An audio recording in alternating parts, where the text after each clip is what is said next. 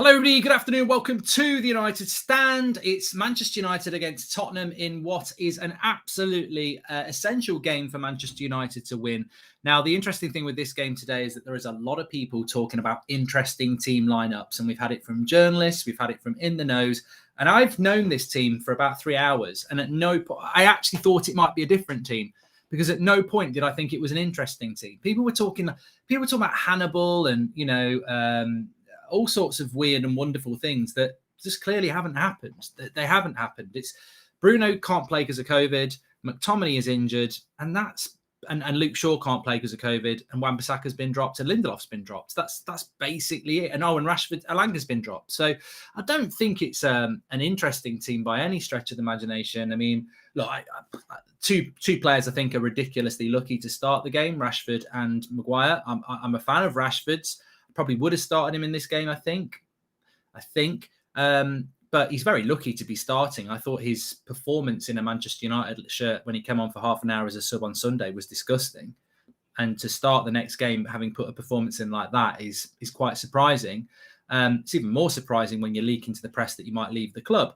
Does that indicate that he's lucky? Does that indicate that player power at that club is what we think it is? I like Rashford, so for me, I'm not massively bothered about it, but I think there will be some fans who are very annoyed by that. For me, the performance against Man City when he came on, he was lazy. He didn't run. It was highlighted by Carragher. It was highlighted by a match of the day, and yet he's starting the next game. That's a bit of a worry. And I would say the same with Harry Maguire. I mean, how many bad games does he have to play? So Maguire plays because Lindelof had a bad game as well.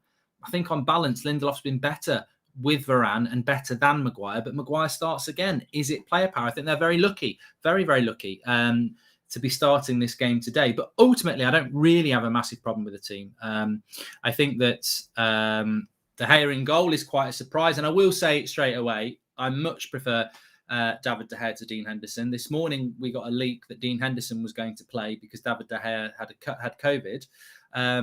And then we find out that De Gea has had a false positive and therefore can play. It's Dean Henderson's birthday. I actually thought this morning that they were picking him because he'd been penciled in because it was his birthday or something like that. But you've got a feel for the lad. I mean, look, De Gea is a way better keeper in my opinion. But when you wake up in a morning and you think that he's going to be the man, he's going to be playing, and then he's not playing, it must be, you've got a feel for him a little bit. You have got a feel for him a little bit. It must be difficult. But look, I think we're better with De Gea in goal, and I do quite like the team. I don't know whether we've got the team put up on the screen yet, but the leaked team is David De Gea, Delot, Maguire and Varane, Telles, Matic, Fred, Pogba. And there it is on the screen. And then Rashford, Sancho, and Ronaldo. Now, it's interesting we've got Rashford playing from the left. I mean, how much of Rashford's ego do we want to accommodate in this team? He played crap last week. He leaked about wanting to leave the club. And now he's going to play off the left. I mean, he should be on the right for me. I totally understand with people who are not happy with Rashford starting. But at some point, he's going to have to start delivering. And I think he will start delivering. Seen a lot of De Gea haters today. I just replied with De Gea holding his Player of the Month award, and they say nothing back, says Connor T. Well, I said it this morning, though. It's like I wasn't happy that Henderson was going to start before I knew that COVID was the reason that De Gea had been left out. And then somebody was like, Goldbridge will hope that Henderson puts in a bad result. I just want Manchester United to win. I think people think Player FC is by, supporting a player above another player. I don't really care who starts for United if they win the game. Of course, I prefer De Gea to Henderson. Of course, I prefer Matic to McTominay. Of course, I prefer Lindelof to Maguire. Of course, I prefer Ronaldo to Cavani. But that's not Player FC. That's preferring a player. Player FC is when you seem to value a player before the actual result. I would never value a player above the result. I always want Manchester United to win. So Player FC is something completely different. De Gea did apparently test positive for COVID, Jal, but apparently that was a false negative. Bruno Fernandes, we think, is COVID. I'm sure this will get confirmed. But this team on the left, you can pretty much take it to the bank. I mean, it's another issue in itself, really, for Manchester United. And whether you want to get into it or not, I was actually quite disgusted that this team came out at 1 o'clock. 1 o'clock today, this team was out 4.5 hours before kickoff. Now, You might have your own story as to why you think that's come out. We've not had this for a while. I think the last time it came out this early, I think, was Liverpool. I think Liverpool at home, it came out very early as well. But ridiculously early team news. Now, my feeling with that, it's players who've been dropped who aren't playing, and they're just a bunch of arseholes, basically. And we've had this problem going on for quite a while now. I don't actually know who it is. I don't know who's leaked the team, because the person I got from the team got it from somebody who got it from somebody. So I don't know who the leak is. And if I did, I probably would be of a mind to put it out there today, because I think leaking a team news that, 4.5 hours before what is a big game is just out of order. And ultimately, if you don't want to be at the club, then just leave the club. That's what you need to do. So I am, disappointed, to say the least, that this team, I don't mind it coming out an hour before kickoff or an hour and a half before kickoff, but I don't like it coming out 4.5 hours before kickoff. I think it's, I don't think it helps us at all, really.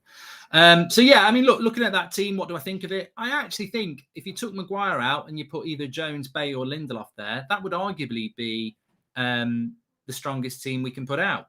We can't put Bruno out. So obviously Bruno would be in the team for me, but we don't even need to talk about Bruno. He's not fit. He's not available. We don't need to talk about Luke Shaw. He's not fit. He's not available. The only change I personally would make would be Maguire out for one of the other centre-backs. Ricardo's right. It's betraying your teammates when you're putting that information out. Would I have started Rashford? I can't remember what I put in the preview. But look, I do think that Elanga probably isn't the finished article yet. So you've always got that choice between Elanga and Rashford. And I think sometimes you probably have to go for Rashford. Welcome to the Members Club, Dinex. But I do agree he's lucky. I think he's very lucky to start the game. I think Harry Maguire's very lucky to start the game. The thing that pleases me the most is Dalot. I think Dalot, we did the video this week comparing Dalot with Wan-Bissaka, and I couldn't understand. You look at every part of their game this season, whether it's passing, tackling, aerial duels, crosses into the box, accuracy of those crosses into the box. And Diego Dalot, whatever you think about him, and maybe we need a better right back than Diego Dalot, but he's better than Wan-Bissaka, and absolutely should be starting this game. And I completely agree with that.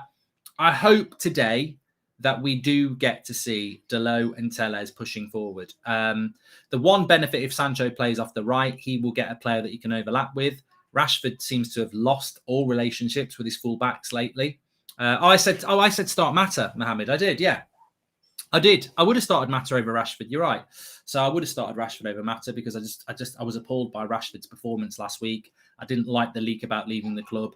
And I just think, look, today's not the day for it. I'm desperate for United to win. I'm sure let's try and keep the mood positive. But I will say this. I think Rashford and Maguire are very lucky to be starting. And it does make me think how much power they've got. Marcus Rashford and Harry Maguire have got a lot of power in that football club. A lot more than I think some people realise. They've almost got the ear of the board. They're that powerful.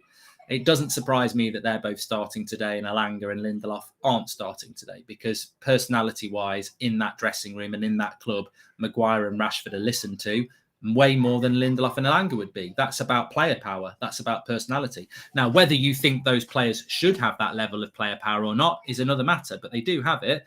And I think they're lucky that they've got it, because ultimately, I think both of them, for their performances last week, could easily have been left out.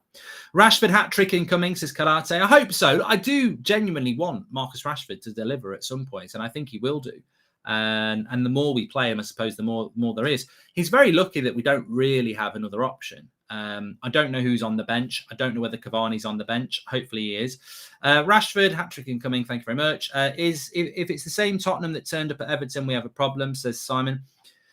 Look, I don't really get the negativity. I quite like that team. I think the balance of the midfield with Matic and Fred and Pogba is good. I know McTominay's injured and I know Bruno's out and neither of them can play and we don't really have anything on the bench. But that midfield could work really, really well. I also feel that, we've not even mentioned Ronaldo yet, which we will do in a moment. But I've heard people say, it's an interesting lineup. We might be in trouble against Atletico Madrid. Does that strike you as an interesting lineup? That doesn't strike me as an interesting lineup. That strikes me as a lineup that, we favoured the player power players in Maguire and Rashford, But McTominay, Shaw and Bruno can't play. And we've replaced them with Telles, Matic and Pogba. And Ronaldo's back. And Dalot's replaced Wan-Bissaka. I don't think it's an interesting lineup. I don't think it's a scary lineup. And I don't think it's scary in a bad way. I think it's a team that can win today. And I think it's a team that can beat Atletico Madrid as well. How Rashford starts on the left too must deliver, says Addy. Bruno's been dropped. He's got COVID. He's not been dropped. As much as I love Bruno, I think this midfield will be more functional. Bruno is a bit of a maverick, so we sacrifice structure, says Joshua Valwater. I've got to be honest. I'm a big fan of Bruno Fernandes, as everybody knows, but I'm not really a big fan of him over the last few months. I think he has still delivered with goals and assists, but I don't think his overall game has been that great. So even if Pogba was starting ahead of Bruno and Bruno was on the bench, I wouldn't be massively concerned about it, if I'm completely honest. So, yeah, I'm not massively concerned. I hope he's back for Tuesday. How is Ronaldo going to play today and Tuesday? Surely it had to be Cavani today, unless he takes Ronaldo off early, says Louis Kemp. Well, I do want to talk about Ronaldo, but we have got the official team news coming out, which is what I want to look at in relation to who's going to be on the bench today. Bruno Fernandes missing the game, of course, as we know, but we've got Manchester United subs are quite. Oh no, that's not our subs. Our subs: Dean Henderson's on the bench, Lindelof, Bailly, Jones, Mata, Lingard, Cavani, Wan-Bissaka, Elanga. So there's no shocks on the bench either. It's not like Handel Mabry's on the bench or anything like that. Henderson, Lindelof, Bailly, Jones, Mata, Lingard, Cavani, Wan-Bissaka, Elanga. The elite team is the team. You've got to ask a question about that. Again, this is the worst league team we've had in a long time. 4.5 hours before the kickoff, I knew that team, and a lot of people knew it as well. It's not acceptable that team's been out for that long. It's not acceptable at all. And I would suspect that somebody on that bench has leaked that team because they're not starting. And I'm not necessarily saying it's Dean Henderson. I think a lot of people will say it's Dean Henderson. It could be Lingard. It could be Wan-Bissaka. It could be Phil Jones. It could be Juan Mata. It could be anybody. But it's been leaked, and it's been leaked by somebody who really isn't a team player, are they? In relation to the Spurs team, Lloris, Doherty, Romero, Dyer, and Davies and Reguilon. So back five for them. Bentancur, Højbjerg, and then Kulusevski, Son, and Kane. It's a stable team for Conte, and we're going to have to. I think with Spurs, you can catch them. You can catch them on a bad day, as teams have recently. I've seen Southampton wipe the floor with them. I've seen Wolves wipe the floor with them, and you can wipe the floor with them, no doubt about that. But if they click, they're dangerous. They are dangerous. Thanks for the super chats, by the way. Let me just catch up on some of those. I'm sorry, Mark, but I'm utterly disappointed the journalist pushing about Rashford in the press conference, and it feels like pressure on Ralph, says Simp. I think Maguire and Rashford are very lucky. I'm not going to say anything more than that. I think player power has come into play again. And I feel that Rashford has been picked today for probably because of that pressure. Yeah, they couldn't shut up about it. You're right. Mark, do you ever plan to watch these games live at Old Trafford? Says Den. I don't personally, Den. I mean, that's completely up to me. And if you've got a problem with that, you don't have to watch the Watchalong. Been doing watch-alongs for years now. Been watching United for years, but since I've started doing the United stand, obviously we have a lot of people doing the watch-along. I'm comfortable with doing that. I'd like to go to more games, but it's pretty much impossible to do both. So I'm comfortable with it. If you're not, what do you want me to say? Be nice to see Pogba in a role without defensive duties. This, for me, is why we need to keep Pogba. He's an excellent Bruno replacement, says Ryan. Just a little note, Ryan. We need to keep Pogba. You're talking like we've got anything to say in it. His trainer has come out and said that he's going to leave in June, and we've got no say in this. Pogba staying at this football club is not going to be down to us, is it? It's going to be down to Pogba. Will Bruno be available against Atletico? He might be frustrating, but we need him, says Mohamed. Well, this was the thing I said about De Gea this morning. If Bruno's got COVID, I don't know what the turnaround times are now for isolation. We're playing on Tuesday. We're literally playing in 3 days. Mark, what are your thoughts on Mika Richards' comments? He said Benzema has just reached the levels of Harry Kane, even though Kane doesn't have any trophies, while Benzema's got plenty, says Animish. I saw the clip. I don't know the context. All I saw was Mika Richards saying that over the last 6 months, Benzema, in his eyes, has shown that he's as good as Harry Kane. I don't know where he's been for the last 9 years because Benzema's been a world-class striker for that period of time. Maguire is the anchor of the team. Unfortunately, that anchor is dragging the bottom and trying to sink the ship, says Brandon. He needs a big game today. Marcus Rashford and Harry Maguire need big games today. I expect them to have big games. They're very lucky to be starting. They need to have a big game. What I would say is, though, if somebody puts in a big game today, can we please not start overhyping it? Because we've seen people put in good performances. We need 4 or 5 good performances in a row now. I think Rangnick put in Rashford as a test to see if he's good enough, says Peter. As I said before, when it comes to Rashford, you're either going with Alanga or Rashford or Lingard. The competition isn't even that strong. When it comes to Maguire, I think the competition is strong. I think Lindelof, Phil Jones, and Bailly are arguably as good as him, if not better. It's not going well for Ince. He's 3-0 down. Reading are losing 3-0 now to Forest. And in this relegation massive game between Brentford and Burnley, it's 0-0. If either of them lose that, it's a bad team.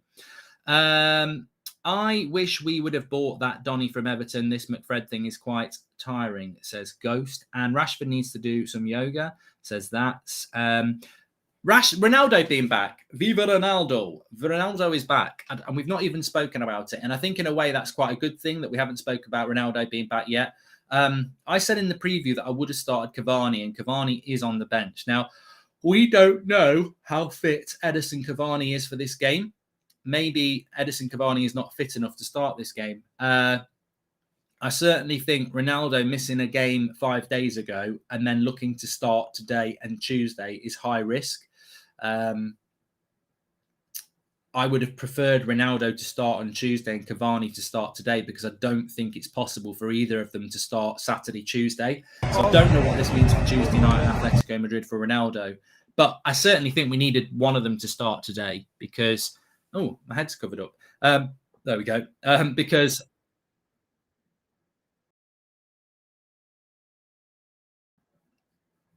There we go. Lovely stuff. We're outside Old Trafford, which is great to see.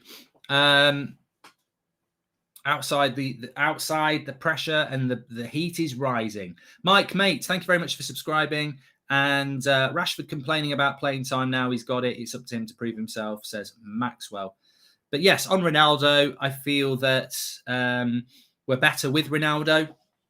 What we couldn't have done today is played Rashford and Alanga and put one of them up front. This is a good Spurs side. It's a huge game. And we did need to start Ronaldo or Cavani. Whether Ronaldo can play on Tuesday night or not, I don't know. But I'm really hoping that we can get Telles and Delot forward in this game. Now, the big tactical issue tonight is that Spurs play with a back five, and it's going to be very difficult for our fullbacks to bomb on when you're playing against the back five, and they're going to play on the counter. How high is our defensive line going to be? How much defensive support is Telles going to have to give? And I would make a note of that for full time and throughout the game. How much license will Telles have to get forward, considering the defensive midfield cover is Matic, who's not very mobile, and Maguire's not very mobile. I wonder if Telles will have any license to get forward in this game. Terence says, at the start of the season, many United YouTubers predicted we challenge for the title and teams like Arsenal to be 8th. Are we just delusional as a fan base? As Terence, I don't really think so, Terence. I think that I can't remember what I predicted. I know I predicted Arsenal would finish 5th, and I think I was one of the most, level-headed Arsenal predictors at the start of the season because a lot of people were saying worse than that. But I think with United, I think I said 3rd. But I think we had every right. Look at that Old Trafford there on the left. For our fans around the world, make sure you smash a like on the video. This is what it looks like outside Old Trafford on a match day. So that view there is of the back of the stadium. So Matt Busby Way is across straight in front of you. To the left, you've got Hotel Football. You're literally on the river there. And obviously the stadium, that's the back of the stadium going down. And this is right in front of it. So this is just about 10 metres in front of the Holy Trinity of Best, Law and Charlton. And there's Sir Matt Busby at the front. So if you're never going to get there or you are hoping to get there, that's just a bit of geography for you. Rashford's heading towards being a Danny Welbeck more than being an Mbappe or a Haaland, says Abhishek. And how important is this win to carry momentum into the Atletico game? Yeah, well, Joshua, I think A loss is devastating. A win is confidence. 4-0 to Forest now. Bloody hell. Ince is going to get the sack. He's been battered the last 2 games. What's going on? What's going on with this Reading team? They're leaking goals like United. So yeah, I think if we draw, that might. It's a bad result, but it might. I mean, obviously, I think I'd rather draw than lose. I think a draw today massively messes us up, but we do need to pick up some sort of confidence in relation to the game on Tuesday, which is going to be a very quick turnaround. We're in a really weird position, United, actually, because we've got Spurs tonight, and then we've got Atletico Madrid on Tuesday, and then we're not playing a game for 2.5 weeks because we're meant to be playing Liverpool next week, but they're playing in the FA Cup, and then it's an international break. So, it's what I suspect Manchester United are going to use that 2.5 weeks to, really hammer home their transfer targets, progress the manager talks, but we need to win today. Tuesday night, I almost don't want to talk about Tuesday night because I feel it's a very separate occasion. It's a different tournament. It's exciting in itself. It's tournament football.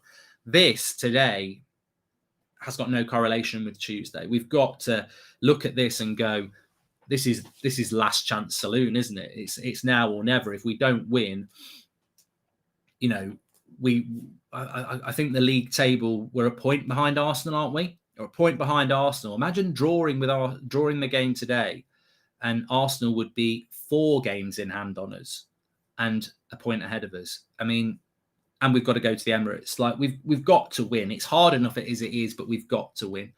In relation to Ronaldo, before I move on to something else, look, there's nothing I want to do more on a Saturday night than get Sue out.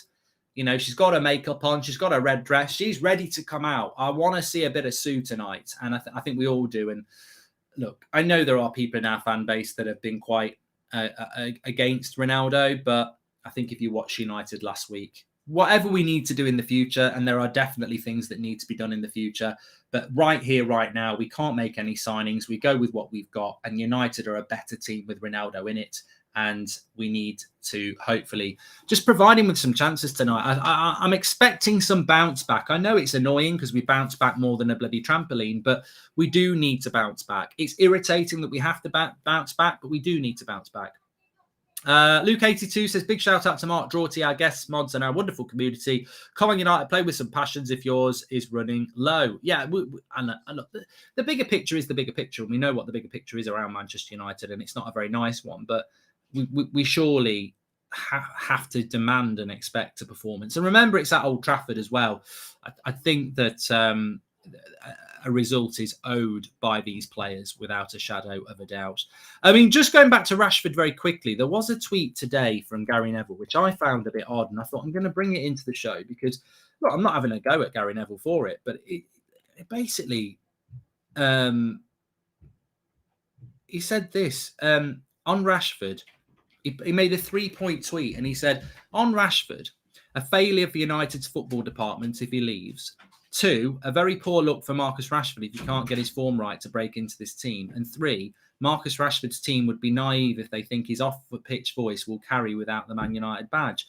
And I was like, I couldn't really get my head around what he was saying. It's a lose-lose if he goes, so sort it out. So you've got Gary Neville, an ex-legend of the club, basically saying to Rashford's PR team, you should stay because you'll get more exposure on PR. I mean, why is that relevant? And why do we want to tell a player to do that? I want a player to stay because they're good. The second point, a very poor look for Rashford if he can't get into form to get into the team. Well, what if he's not good enough? And the first point, it's a failure for United's football department if he leaves. Why is it a failure for Man United's football department if Rashford leaves, but it's not a failure if Pogba or Martial leaves? It's just this bias that because he's a youth player, it's a failure on United's development if he leaves. It's the same as Brentford have bloody scored. Damn, I wanted Burnley to win that one, but fair play. I think that'll keep them up now. That 3 points will keep Brentford up. Massive goal if that has gone in.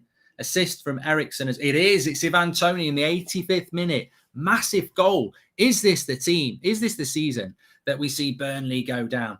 Bloody Ivan Toney. Ivan Toney. Oh, I can't believe it. 85th minute. 85th minute. I can't believe it. What's happening, Tarkowski? This is what happens when you take my wood away. He's took my wood away. I've got nothing up front. What's going on?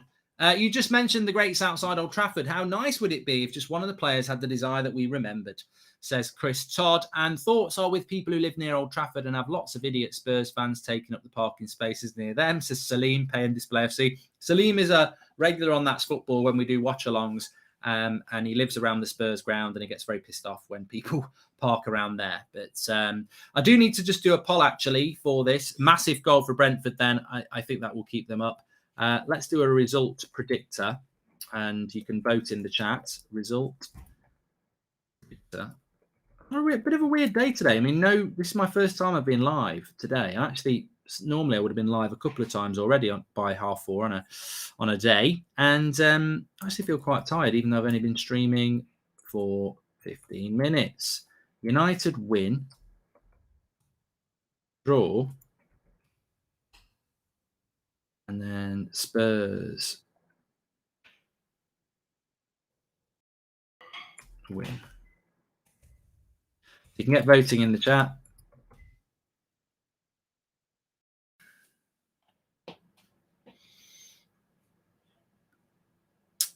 There we go.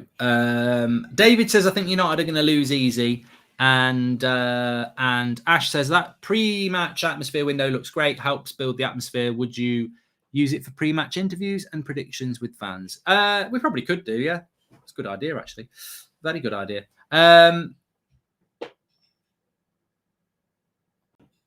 Thoughts? Okay, we've done that one as well. Thanks for all the super chats that are coming in. You can do that through the dollar side, and we'll read those out for you. And some of them will actually go up on the screen as well. 6-1 Spurs again, says Mitch. Corey, thank you very much for becoming a member. The thought of Son and Reguilon bombing towards the low is scary for me, says Liberty. And excited to see this midfield three. I don't think we have ever seen this happen before, says Matteo Red Devil. I appreciate that comment about the width. I do concern myself about Spurs. I mean, look, Spurs are so hard to read. They're so inconsistent. They're a bit like us, really. But Reguilon is a really good player, and so is Son. But I wouldn't write off the right-hand side. Doherty has suddenly found his Wolves form, and Kulievski is doing really, really well. So we've got Tellez at left-back today. We haven't got Shaw. So that is a side that worries me. And, of course, Rashford's going to play on one of these sides. If Rashford's playing off the left, he's got to track back. If he's playing off the right, he's got to track back, because I'm almost... This is why I would have picked Mata. And I know it sounds really stupid because Mata's slow, but he does work hard. And we might have to work hard in this game today. And one thing Rashford's got to do today is work hard. He can't just give up because he doesn't want to track back. He's got to work hard, because they will hurt us down the flanks if we're not careful, especially on the break. I don't think Spurs can beat us comfortably like they have done before. I don't think it's going to be 6-1 or anything like that. We've never had a bad result like that with Varane in the team. And I think Varane being back in the team hopefully stops the likelihood of us being smashed. We're already behind 1 with Maguire starting. Champions League is lost because we have to play Maguire for whatever reason. Disappointed, says Noah Lalbility. And why isn't Bruno playing, says Dejan? Well, apparently Bruno has got COVID, so he's not involved. And it's a shame, really, because we do keep picking up these COVID cases. We lost Varane and Luke Shaw last week. We've lost Luke Shaw today and Bruno today. So, you know, I don't know whether that means we're going to pick up more players with it for the Atletico game.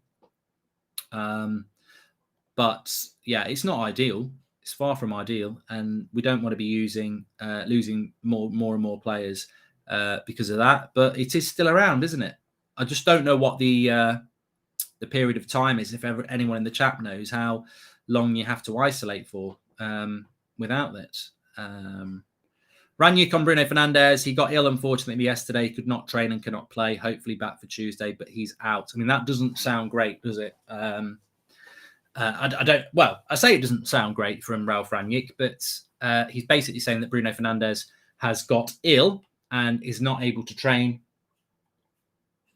and cannot play. Now, if you've got COVID, you wouldn't be able to train anyway. But if he's actually got symptoms, I think that probably is going to put him out of the Tuesday game.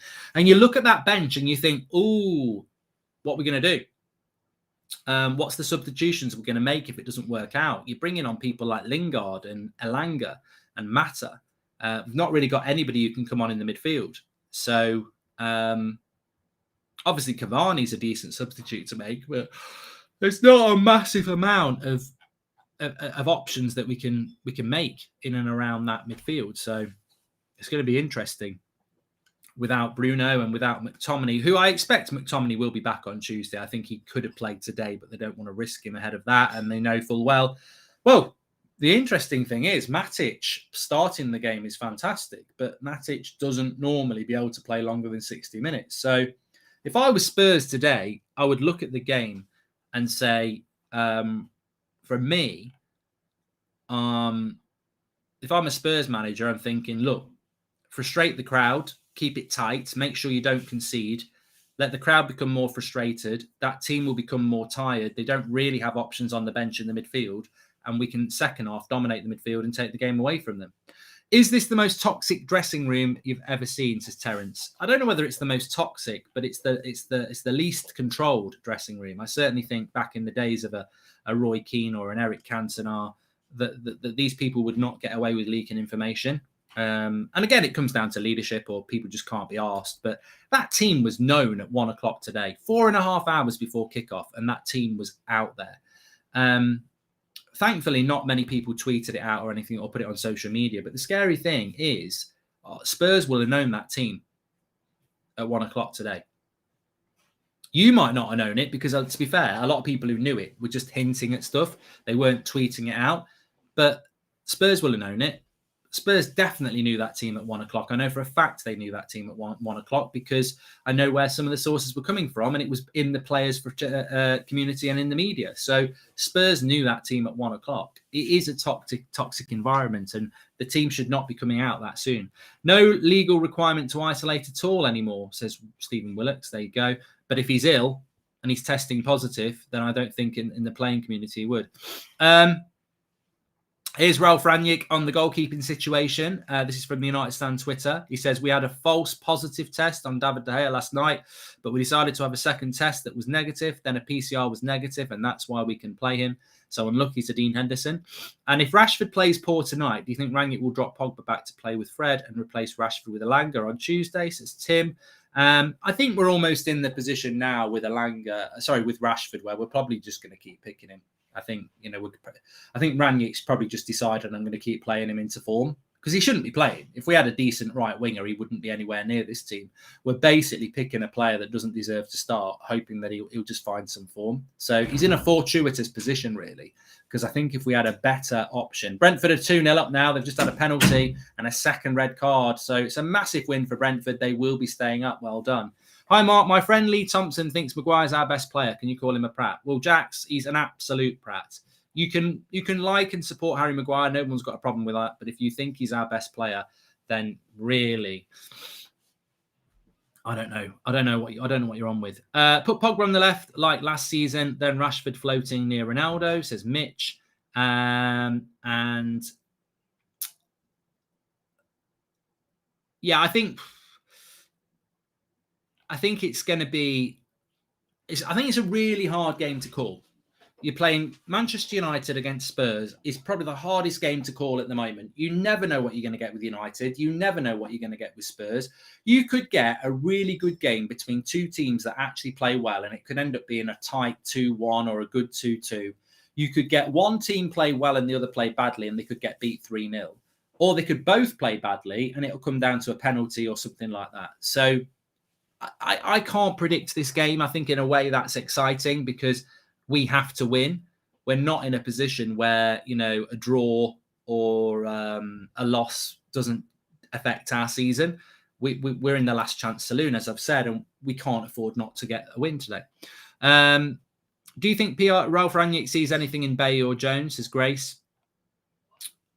It's hard to say what Ralph Rangnick sees in these players. Eric Bailly, one thing I would say, and I don't know what others think about this, one thing I would say with Rangnick is that he's the most sense-talking manager we've had in 3 years. He talks a lot of sense, and we never had that with Ollie or Mourinho at the end. Sancho off the right is better for Deleu's games, says Addy. I'd agree with that. But there are also legacy decisions that seem to have passed over from the Ollie era that I don't understand. And the only way I can sort of justify them and still be a big fan of Rangnick is that he clearly hasn't got the power he should have, because he wanted Lingard to go in January. Lingard wanted to go and the club overruled him. He wanted a midfielder in January and the club overruled him. And I look at the team and I think, well, he used Delo and then for some reason dropped him and kept going with Wan-Bissaka. Donny never got a chance under Ollie for 2 years and then never got a chance under Rangnick. Eric Bailly has played under Rangnick and played well, but get kicked out the team the minute somebody's back from injury, the same as he did under Ollie. Like countless times, Eric Bailly would come in for a game because somebody was injured. And a lot of the time, it always seemed to be Chelsea away and he'd play well. And then the next game would be out the team. So there seems to be legacy decisions with Rangnick that have carried on from Ollie. So I don't know whether Rangnick doesn't rate Eric Bailly or whether it's more about he's been told not to rate Eric Bailly by the coaches that he's got sat next to him, who sat next to Ollie. I don't know. But there does seem to be some legacy of the Solskjaer era in Rangnick's thinking, even though he's a very different manager with very different ways of expressing himself and ideas. But we do seem to have carried on but I don't know. Mark, thank you for all your hard work with the United stand. I really enjoyed Mark My Words. Hopefully we get to see more of the stand-ups as Justin Witts. Thanks very much if you've watched that. Appreciate that. Please smash a like on the video, by the way, and make sure you subscribe to the channel. We're hoping to get up to 290,000 very soon. So subscribe, bottom right-hand corner, get involved with the United stand. We're live every night at 8 o'clock, and we're live every morning at 10 a.m. Obviously, the watch-alongs as well, which reminds me, we are recruiting this summer. So that's football at gmail.com. If you want to send us in a clip of yourself talking about United, it can be about Ronaldo, it could be about the goalkeeping situation, it could be the manager situation. In fact, I'd like it to be about the manager situation. Send us a 1-minute clip to that'sfootball@gmail.com of your sort of audition tape. Obviously, if you've got a good setup, a good camera, a good voice, then that would be what we're looking for, because we're looking for people to get involved with the channel. What I would say is that we're looking at some content in Manchester. So if you are planning on moving to Manchester or you live in Manchester, that would be a big help for one of the slots. But links not in the video description. That's football at gmail.com. That's football at gmail.com. 1 minute sort of audition tape of you talking about the Manchester United manager, and preferably if you're based in Manchester, great. If you're in media, fantastic. If you're not, if you've got the talent, we'll look at you. My youth team show more fight than this team, says Johnny B. And Mark, Champions League is all about control, yet it seems that he has none. Does this prove that no matter what manager we get, nothing will change with this board, says Luke Marshall. And Justin says, Mark, thank you. Oh, we've done that one. Look, I don't know whether it's coincidence or not. I just have noticed quite regularly that there are a lot of decisions that Ollie made that Rangnick makes as well.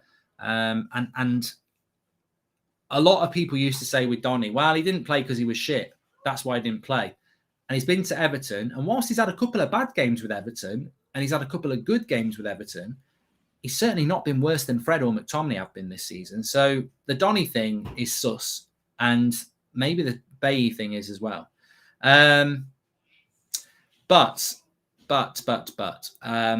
we have to win today. We have to win today. And if you were expecting Dean Henderson to be in goal, I think many of us were this morning. It is David De Gea because he has tested negative on a second test for COVID, which is good news. David De Gea has been our Player of the Year this year, and as much as I think I do genuinely. I mean, I was winding up a Twitter account, which I get on with quite well because they're a Dean Henderson fan, and I was winding them up a bit, but. I do genuinely feel sorry for Henderson today. Whether he's a leak or not, I do feel sorry for him because, you wake up in the morning on your birthday and you think you're finally going to start for United in a big game. And then David De Gea says he's not got COVID and you're out the team. It's the life of being a reserve goalkeeper, but I don't think Dean Henderson likes that life. I think Dean Henderson wants to be the first team keeper, but he's not at Man United. So I do feel sorry for him because I think this morning and last night he would have been excited thinking he's playing for United and he's probably going to play on Tuesday night. Suddenly he's not. So yeah, it is interesting. But ultimately David De Gea. I think as well, if Henderson had started today, a lot of people would have been going on about distribution. But in such a massive game, for a goalkeeper to play with two centre-backs who he's not really played with this season, at least with De Gea, we know he's our player of the year. We know he's played with Maguire and Varane a lot this season, and you do have that continuity there. I wouldn't have liked... it would have been appallingly horrible if Dean Henderson had played today and we'd lost 2-0 because he made a mistake or something like that. You don't want that. So stability is absolutely key. And hopefully we can get the result tonight. We need a clean sheet. If we get a clean sheet, I always fancy Manchester United to score, especially at Old Trafford. Good to see Delo in the team. Maybe Rangnick watched head-to-head and saw sense. Hope he has a good game and fans respect. He may be a bit rusty, says Andrew Bryan. Well, I wouldn't expect Rangnick to be watching United stand head-to-heads, but I would expect our coaches and scouts, coaches and analysts to know that information that we discussed on the head-to-head. And if you didn't watch the head-to-head between Delo and Wan-Bissaka midweek, Delo beats Wan-Bissaka in every single area, whether it's tackling, aerial duels, going forward, crossing, key passes, every single area, Delo beats Wan-Bissaka. This is probably Delo's biggest game, though. I don't think Delo has played many of the bigger games. So the test for Delo today is, because you can say this, Wan-Bissaka's played in more of the bigger games than Delo. So Delo today has a big opportunity, and he's got a big task as well. Son is going to be difficult. Drinking game, drink every time Rashford decides to shoot instead of pass the ball, says B. Yakov. Good to see Delo in the team, says Andrew Bryan. We've done that one. Mark, I hope you're well. The government are calling a potential new variant Delta Crown. If I'm not mistaken, you called it first. Come on, United, says Mike. And have a bevy with us, Mark. You might just need one, says Joel Schumacher. Thank you very much. And Ollie was massively misunderstood. Rangnick is picking the same players as Ollie. Ollie was a scapegoat. No, Ollie was crap, Naz, basically. And why is Maguire starting? Says Freaky. Bloody hell, why can he not be dropped? And is Maguire a ticking time bomb, says Joshua. He is, but I think Maguire should be okay today. Famous last words. Please don't clip that with, I think Maguire will be okay today. I've got a good feeling about it. Cuts to Harry Maguire picking up the match ball.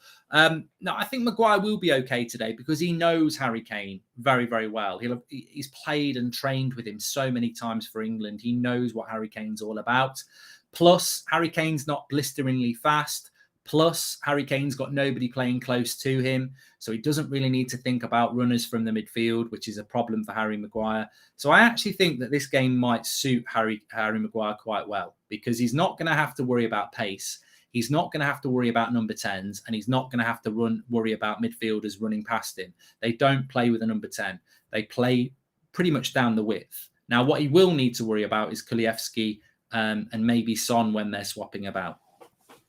But yeah, I expect Maguire to have a good performance. And you know what? In complete fairness, Victor Lindelof probably played worse than Maguire last week. But I'd still pick him ahead of Maguire because I think he plays better with Varane. Kane will easily outpace Maguire, though, says Potato. Well, you know, your gran might outpace Maguire. And, you know, rest in peace, your gran, if she's already dead. But even if she is, she'd still outpace him. But obviously, I'm not saying that Harry Kane wouldn't outpace Harry Maguire, but I don't think that is really Harry Kane's game. Because Spurs don't play with a number 10, Harry Kane sort of drops in as the 10 and looks for the ball down the flanks. It's a big game for Delo, and it's a big game for Telles. And as I said, keep an eye on how far Telles actually pushes forward today, because he might be asked to sit back.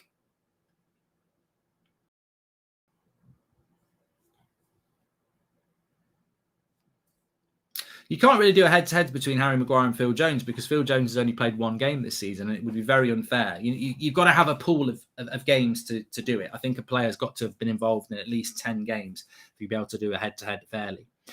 Comparing Lindelof and Maguire against City is abysmal, says Justice. And but I do think, just before we move on from the centre-back pairing, the best centre-back pairing I've seen this season is Lindelof and Varane.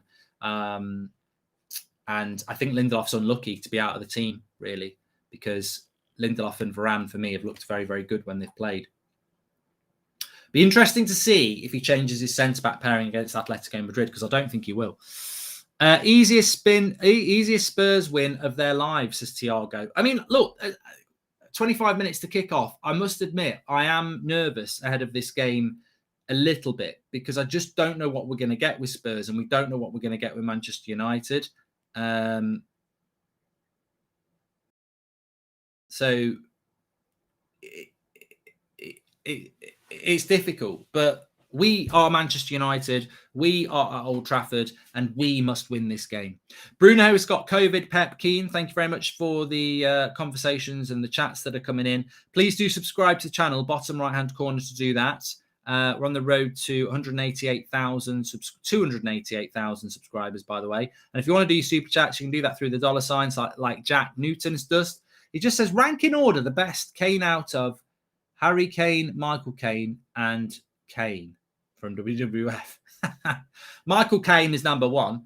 I don't go Harry Kane, and then I'll go Kane from the WWF. We are only 21 subscribers away from 288,000. So please click in the bottom right-hand corner and subscribe. It's free to do. And we should hit 288,000 in the next few seconds, hopefully. Subscribe to the channel, get involved. You're all welcome on the United Stand. Lots of chat. And we don't avoid saying what we think, because you shouldn't avoid what you think when you're a fan. And you will know that on this channel. Darren, welcome to the Members Club. Thank you very much. All Conte has to do is create a game plan that weakens Pogba, and Spurs will win easily, says Muller. And please dedicate a moment of silence for all the fans around the world whose depression and anxiety go from bad to worse watching United play, says SPD. We can see the atmosphere building outside Old Trafford there. Fantastic live images from outside Old Trafford as the sun comes down and the game prepares to play. Pogba must have World Cup game today, says Osman. Look, I think it's so easy to say that a game will be won and lost in the midfield, but it will be won and lost in the midfield. I'm confident that Matic will have a good game. As I said, I think Maguire and Matic will probably have a good game today because Spurs don't play with a number 10.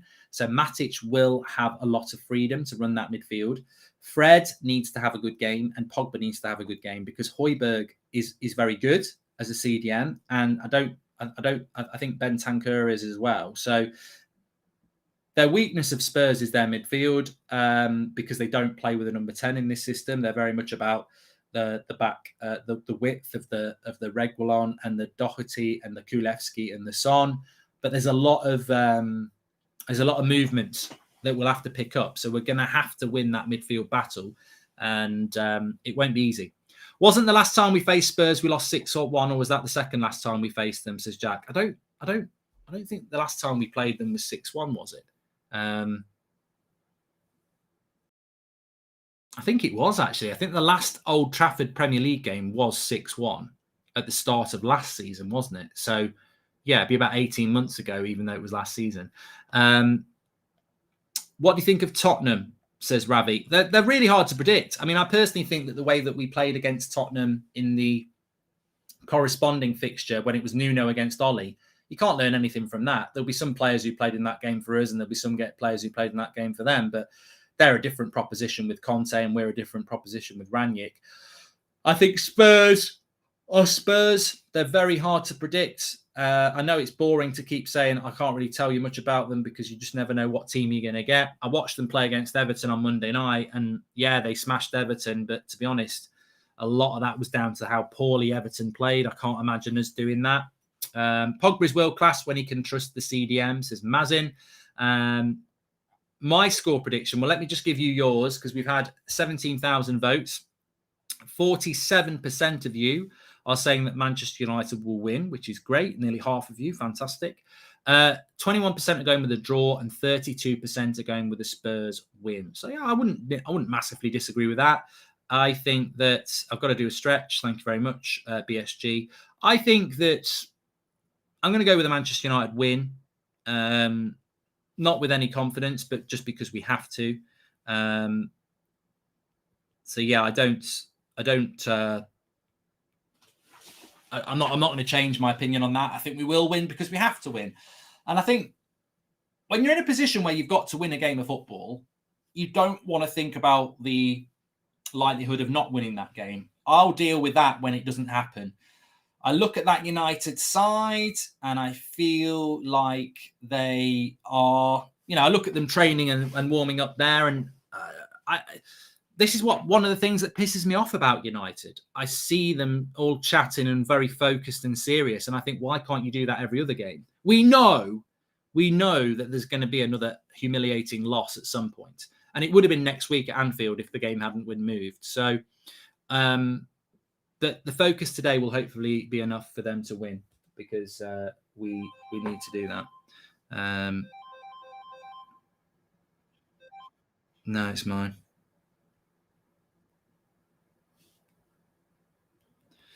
Okay.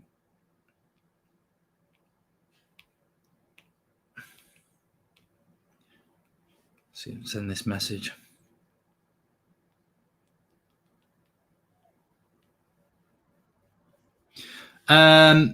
Good thing that Cavani is back from the injury, says Coney. Well, he's on the bench. Yeah, I mean, the bench is not great. We've spoken about that already. The bench is not fantastic.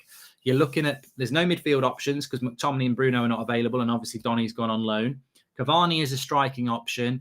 Off the width, you've got Elanga and Lingard, and then you've got a load of defenders and fullbacks. So we don't actually have a lot of midfield options today. Is the United Stands FC Kent the same as Rangers Kent, says Karim? No. And Spurs win 4-2, Son hat-trick, says Mr. Wade. I mean, I can't even tell you there's going to be goals in the game. I think I was almost going to say, yeah, this is the sort of game where we're going to get loads and loads of goals in it. But then again, I wouldn't be surprised if it was 0-0. It literally is the hardest game in the world to predict right now. And Spurs fans would say the same. And we're going to definitely say it as United fans. It's so hard to predict how this is going to go. But get your score predictions in as well if you want to do that. I'm interested to see what people think. UCAT's up at 1:30 a.m. in Perth, Australia. Mark, love tuning in an hour before every kickoff to wake me up with a couple of instant coffees. Sounds lovely. And do you think Manchester United has let Ralph down by not executing the Ralph game of plan? I think it's very difficult to execute the Ralph Rangnick game of plan when he comes in December with a squad that's just used to sitting back and counter-attacking.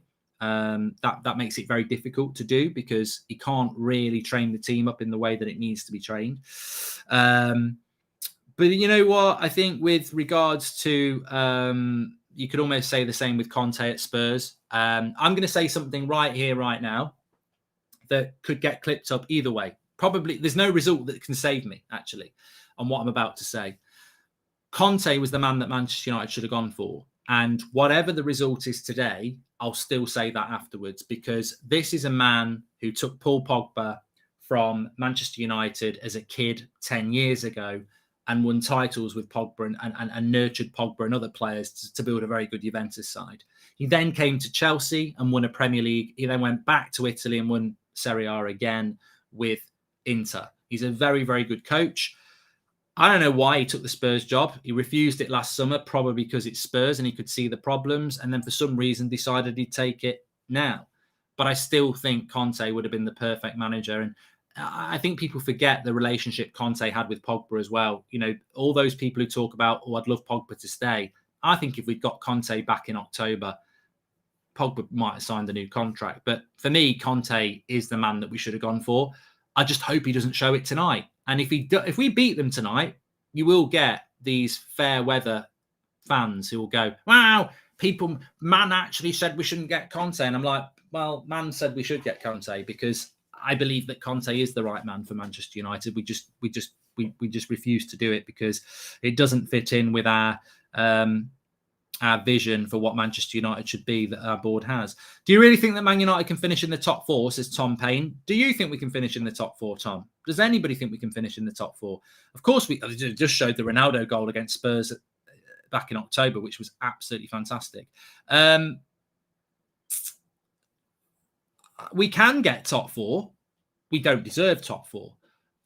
We're massive underdogs for top four, but we can get top four. Of course we can. Yeah, I think we'd all agree with that. We can do it. Will we do it?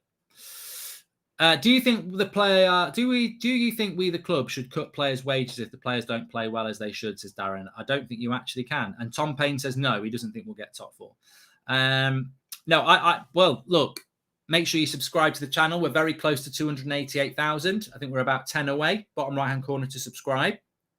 But if you had been subscribed or watching the channel before, you would know what I said in January on a Sunday night show with the fan forum. I think it was me, Ricky, Adam, and Beth. And I said, we're not going to get top four. And a lot of people said, oh, you're being overreacting. There's a lot of there's a lot of games that we can win in February. I said, we won't get top four. So I've always said we're not going to get top four.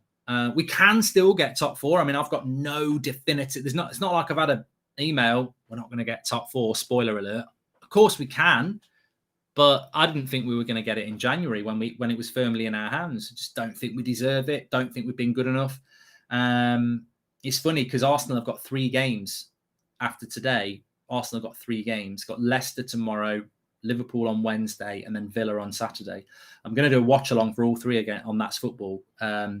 But if they take 6 points from those 3 games, we're in big trouble. We really are. If Conte were here, Ronaldo would be scoring goals, Pogba would stay, and he would have murdered Maguire, says Oz. And Mark, did you have reservations? Did you not have reservations about Conte? You said you didn't want a manager that plays 5 at the back, says IQ. Well, you make a great point. You make a great point because people always want to hold you to comments that you've made of the past. But, opinions do change, and I'll explain that. I had said previously that I didn't want Conte at the club probably a year ago, maybe 2 years ago, maybe even 8 months ago. But when Ollie got the sack, I knew we needed a hard reset. And that's when I said, you know what? I'm surprising myself, but I would go for Conte. And that was the point because we needed a big reset. And I think Conte would have been perfect for it. His personality was the big driver for me, not necessarily his football, but his personality was the big thing for me. We needed a hard man who knows how to win to come in that club. So that's when I did sort of decide that I think Conte would have been right. And to be fair, when we didn't get Conte and we were linked to Pochettino, I was like, go and get Pochettino in November. But that's because at that time, I felt we needed to make a permanent choice. And 5 months later,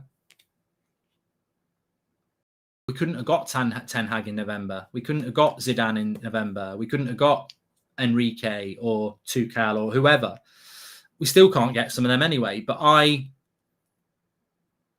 did say get Pochettino in November, but that's because we needed a manager and he wanted the job.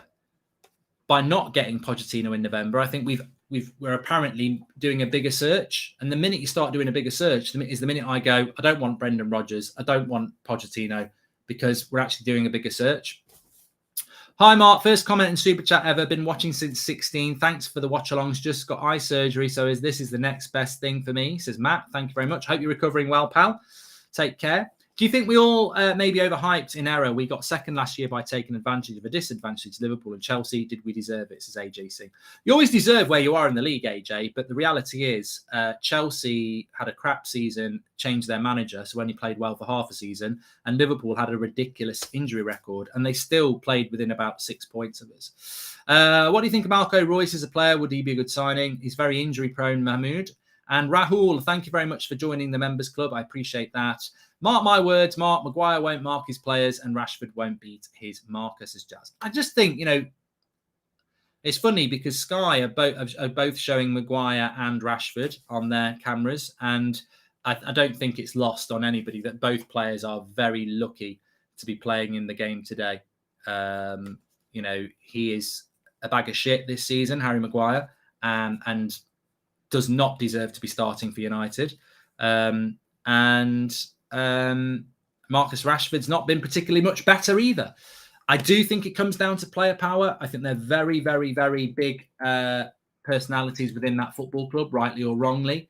And I think the club have almost got backed themselves in a corner now where they can't. If you drop an £80 million centre-back, when are you ever going to make your £80 million back? If you drop Marcus Rashford, He's one of your biggest stars in your team. There has to come a point, no matter how bad they're playing, if you're a brand and not a football club, there has to be a point where you go, we can't not play these people. They're massive parts of what this club is all about, rightly or wrongly. And I think that's what we've seen today. I like Rashford. I want Rashford to do well. Maguire, for me, I would have dropped. But on both of them, I can't give preferential treatment. They're both very lucky to be playing today. They both played appallingly badly on Sunday, and they're very lucky to be playing today. But I do think it's about the club have basically just said to Rangnick, look, we need to play these players. They're our future. And at some point, they're going to, I know whether they're playing good or bad, we've just got to chuck them in and hope that it comes good. Rashford used to be good so that he would be often be compared to Ronaldo. It's a shame to see his current form, says Chris. I'm not going to say it because if it goes wrong, you look an idiot. But do you sense there might be that Rashford moment today? I mean, he's been playing so bad for so long. The law of averages say at some point he's going to surely hit a shot in the top corner. Current rate of decline, how long until Newcastle overtake United, says Alex. It'll happen in the next 2 years if we keep dropping like we are. Chelsea situation, should we test the waters for Thomas Tuchel, says Kieran. Kieran, I know it's not your fault, but I find the conversation about Thomas Tuchel really, really frustrating because Chelsea, I would rather be in Chelsea's position now than Manchester United's. The Chelsea situation has been so over-egged, it's ridiculous. They are not in a position that people think they're in. They're not in a position where they are going to go bankrupt. They are not in a position where Thomas Tuchel is going to leave.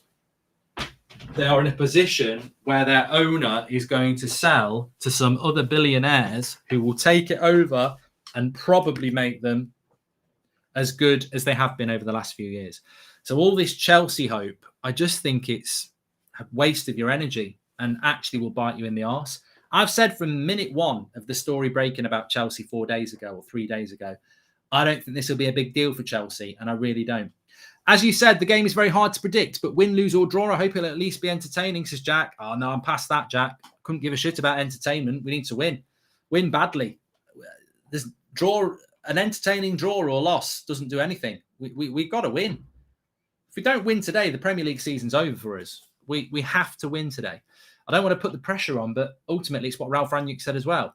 Pedro says, I see it already. 95th minute subbed, slabhead header, 1-0. United slide with a shush after being saved by De Gea the whole game, says Pedro. I don't think Harry Maguire would dare do a shush or that ever again. Mark, how are you, bro? Do you think Ronaldo is saving and not wanting injury for World Cup qualifiers? Says the A's. Look, very good point there. Cristiano Ronaldo has got 2 huge games coming up for Portugal. One of them is a week on Thursday against Turkey. And then if they win that, they'll be playing probably Italy in a playoff to go to the World Cup. I'm doing watch-alongs for both of them on That's Football anyway. But yeah, Ronaldo will not want to miss those games. I don't think that's why he's missing games for United, but he's not going to push himself at his age when he's got massive games like that. And Atletico Madrid, he'll want to play in that one as well. So let's see. I think there's a couple of players in the United team I'm worried about today, fitness-wise. They could be 2 of our best players on the pitch, but fitness-wise, Matic struggles to play more than 70 minutes. We don't have a CDM on the bench. And Ronaldo missed a game last week. Kind of curious to see how they play without Bruno today, says Andrew Rose. You know what? We've not spoken about it much. And as a Bruno fan, I'll say it right here, right now. I don't think we'll miss Bruno massively today. If Pogba has a good game, we definitely won't miss him. But I don't think we'll miss Bruno today. That's the whole point of having people like Bruno and Pogba, is that you can rest one, miss one, and be okay. But Pogba's got to perform. Do you think this board would have let Beckham leave in 2003? Not a chance, says Anshuman. And who do you think are to be got at in the Spurs side? Have a feeling Rashford will get something. Doherty, although on form, lacks pace, says Dan Kelly. Spurs do lack a bit of pace, but we're not going to get the pace centrally from Ronaldo. Their 3 centre-backs are Davies and Dyer and Romero. I mean, there's a lack of pace there, but I don't. You know what? I've seen United drop points before, home and away, and against teams that aren't as good as them. The problem that we've got tonight is that I think Spurs are nowhere near as I think when you look at Spurs against Manchester United, we're not clear favourites. That's what I'm trying to say. I didn't do a combined 11, but let's just do a combined 11 now. How do we get rid of the Glazers, Mark? Please make a video on it, says Rahul. I'd love to get rid of the Glazers, but it needs proper coordination. It needs a lot of money. I think basically, if somebody rung me up today and said, I've got 5 billion to spend and I want to buy Man United, I think we could sit down together and forge a plan to get them out by, getting them to approach other fan groups and other things and get it going. But you need somebody to buy the club. That's what you need. The right person as well. The right person to buy the club. But very quickly, before we start the game, let's just have a quick talk about the combined 11, because I think this will probably explain why this game's hard to call. So goalkeepers, for me, it's David De Gea. We will play a back four. Delo or Doherty, on current form, it's ridiculously hard to say. Doherty's playing well for them at the moment. Left back would be Reguilon. I think Reguilon's better than Telles and Shaw at the moment. Although, it's close. But again, I can't really tell you the right back. I can't really tell you the left back. Centre backs, Varane definitely, and I'd go Romero of Spurs. So yeah. So I would actually go De Gea, Doherty, Varane, Romero, Reguilon. Midfield, definitely Højbjerg, and I'd probably go with Pogba and Bruno. And then I'd go Son, Kulevski.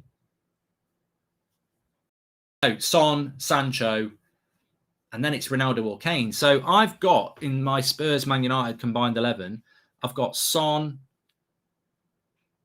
Reguilon, Højbjerg, Romero, Doherty, and then it's whether you go with Kane or Ronaldo. So it's almost a 50-50 split, isn't it? And some people might say they go Delo with Doherty, which I get. Some people would probably go Kane ahead of Ronaldo. But ultimately, if you do a combined 11 with Spurs and United, it's either 5 to United and 6 to Spurs, or it's 6 to United and 5 to Spurs. So it just shows you that there's not a massive difference in the quality gap. Manager, for me, would be Conte. So I'm not doing it to disrespect United or disrespect Spurs. I'm just saying that it's a very even split. And that's what makes this game very, very difficult. Very, very difficult to call. I just hope we catch Spurs on a Spurs day and we catch United on a really good day. Because United, for me, are very, very, very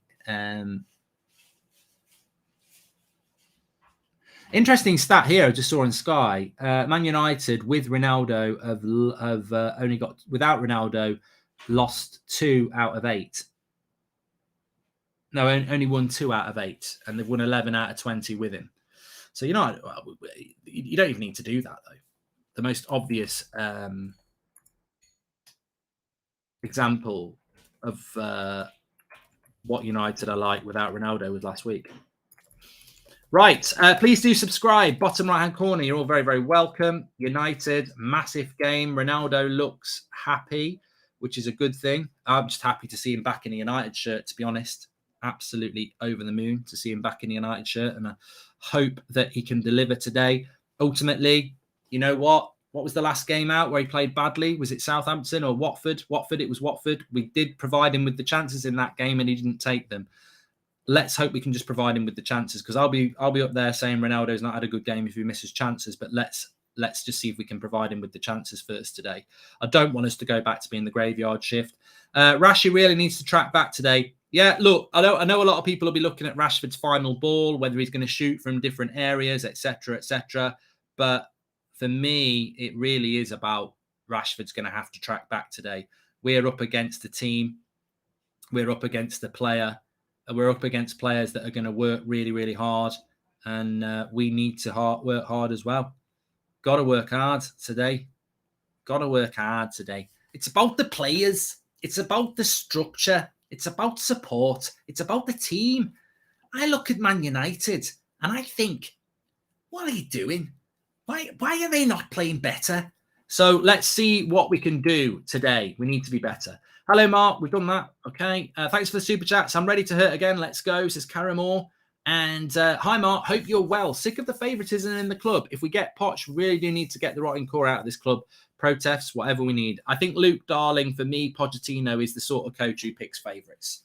Definitely. Definitely. Right. Let's get on with this game. Let's get on with this game with the players. Let's get on with this game. Right, Romero, Dyer, and Davies. We are 1 minute away from the start of this game. Let's go, let's go. Tom Brady's in the stands. I'd put him at CDM. He can distribute. But there is the CDM, Nemanja Matic. Only his second start in the last 9 Premier League games.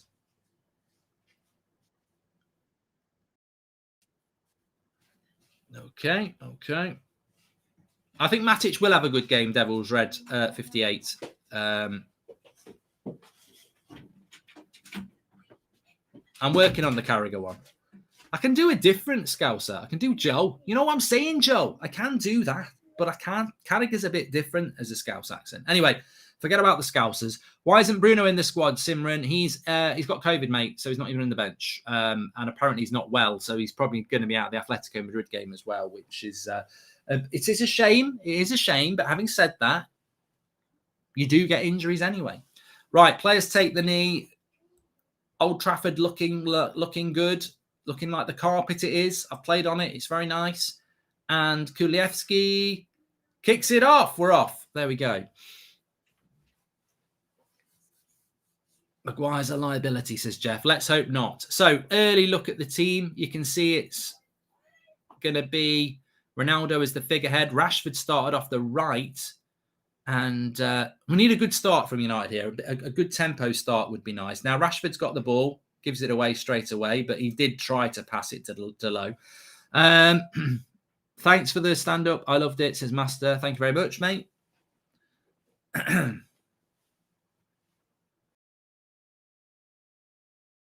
Is Ronaldo on the edge of the box? Fred's obviously going to push forward a lot in this game as well. I think we see the best of Fred when he's not defending. I know that sounds harsh on him, but I think actually Fred, without defensive responsibilities, is probably when you get the best out of him.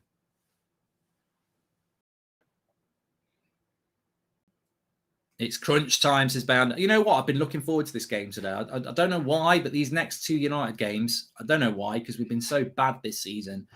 Maybe it's because there's so much on them, but I actually am looking forward to them. And Spurs doing exactly what I thought Spurs would do in the first few minutes here. The back 5, the 4, and then Harry Kane himself. They're just going to, quite rightly, Conte is just going to say, let them try and break through you and then hit them on the break. They're the home team. Let them come on to you. Don't push forward. And then I would say second half, someone like Matic is going to get tired. Pogba has tired in the last few games as well. They don't have anything on the bench. If this was 0-0 at half time or a draw at half time, and you're a Spurs fan, I'd be over the moon with it. Over the moon with it. Here's Harry Kane down the channel. Varane's with him. Wins a throw in. Yeah, I'd be worried about United in the second half because the crowd would start mumbling, and there's a couple of players in that midfield who don't seem to be able to go off 90 minutes, certainly Matic as well. So I'd be surprised if Spurs just play this first half quite on the break, deep, let us have the ball. We know we struggle without the ball. The game plan for Spurs is very easy, actually. It's how we cope. Oh, we've got to win these balls here. It's a nice ball into Doherty. Tellez is out of place, but he does well. Does well there, Tellez. Wins 2 balls and then passes it through to Sancho. Okay. It's not going to be bloody 6-1. We've got Varane playing. You know, if it was Maguire and Lindelof, I'd say, yeah, you might be right. But not with Varane playing.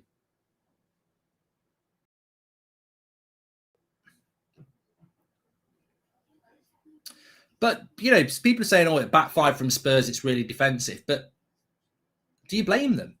If I was playing Man United at Old Trafford and United needed to win, I'm not saying I'd play a back 5, but I'd certainly play on the break in the first 20 minutes. I'd be like, let's see what they can do. Oh, nice ball over the top for Son. De Gea off his line. Well, there we go. Sweeper keeper gets rid of it. Pogba wins the header as well. That's what you want to see. That ball over the top. Delo had lost him. David De Gea quick off his line. Good stuff. Maguire has got pink boots on. Oh, no. He wouldn't do it. Ryan, he surely wouldn't wear pink boots. Has he got any clue about fan culture at United? They look more red to me. He wouldn't wear pink boots. Oh, my God. He's a bigger prat than I thought if he's wearing pink boots. He can't wear pink boots.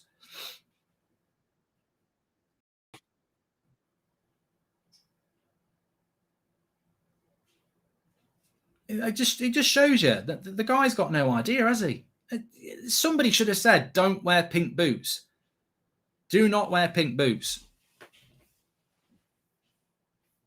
He's got his head in the clouds. Here's Rashford. Nice ball into Pogba.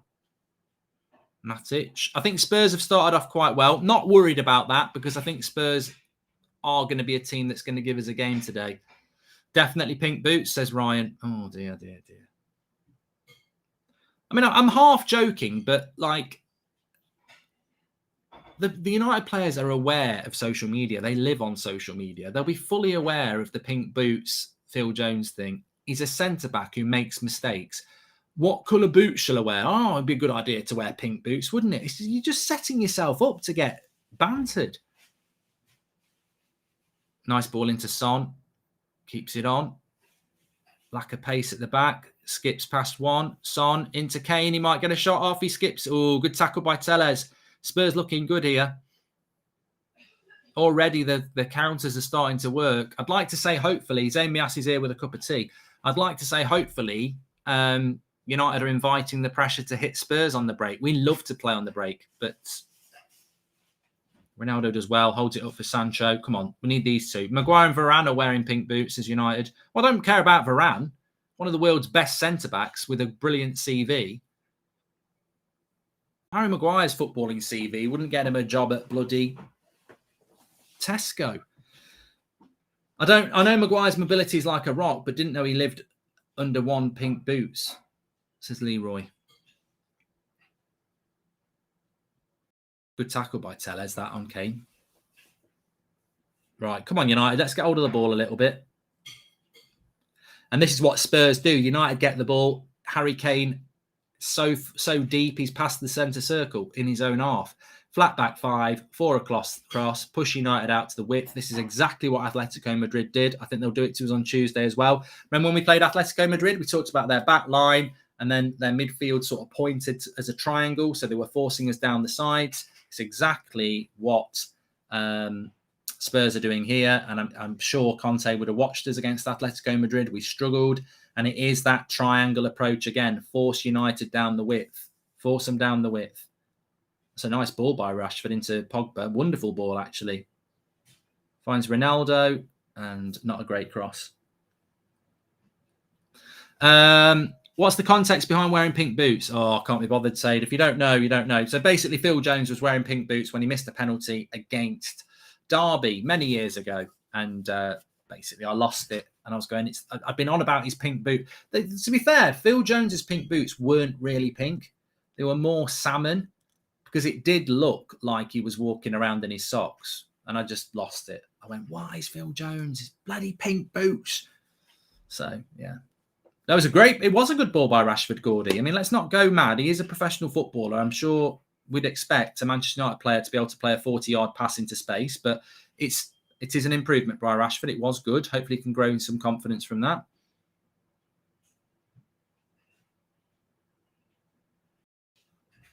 Oh, good tackle by Pogba on Bentancur there.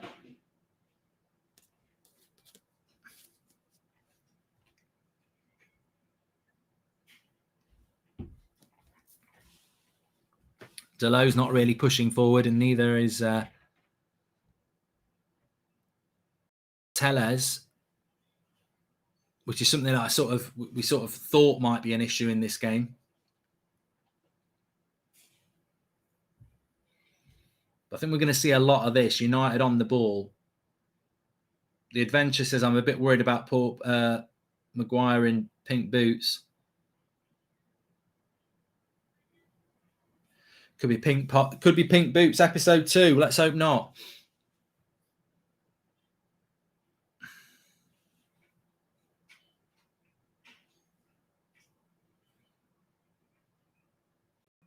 United having to be patient here. I don't mind this, but we've got to probe.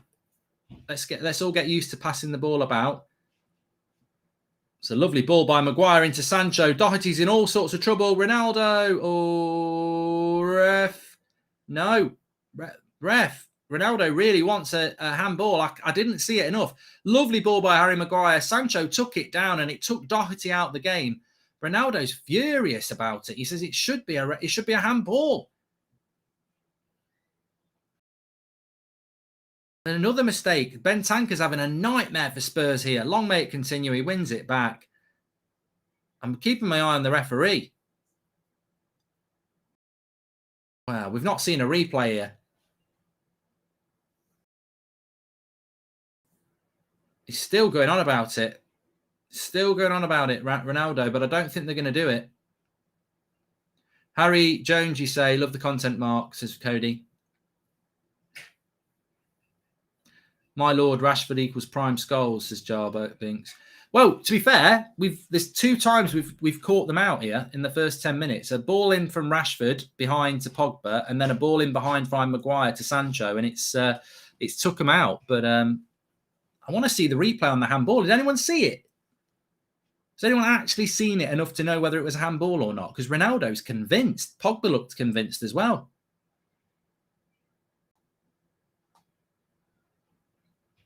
John Moss is the referee, though. He can't be asked to walk over to VAR.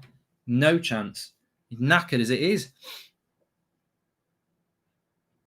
There's not been a replay. No one's seen it.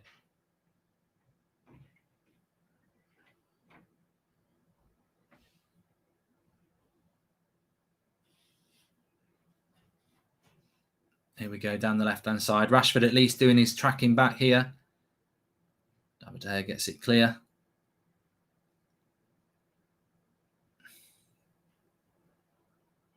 Throw into United. Right, should see it here. This is going to be the replay. So, good play by Sancho. Plays it into Ronaldo. Shoots.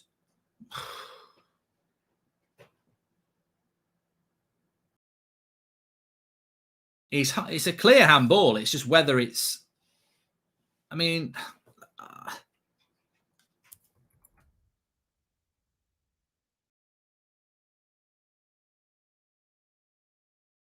a very clear handball. That's all I'm going to tweet. It's a very clear handball. His hand's behind his back, nowhere near. It's a very clear handball. I mean, but I don't know. Does anybody actually understand the handball rule now? This is the problem. I don't understand it. So it's very clear. His body, his hand's in an unnatural position.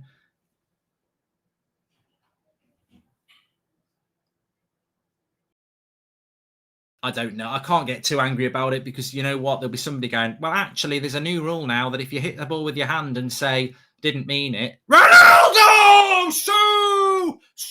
What a goal! What an absolute goal! Where are you now, you haters? Where are you now? Ronaldo's finished, apparently. He's finished. Apparently, he's finished. He's no good. Send him back, they said. What do these fans do? Where are they now? Where are these fans that spend all this time going on about Ronaldo? He's finished. He's done. He's no good. Get rid of him. Where are they now? And what do? Do they sit there and go, I'd have scored that. I'd have scored that. Oh, he's lucky. It's deflected. Anyone could do that. What do you do?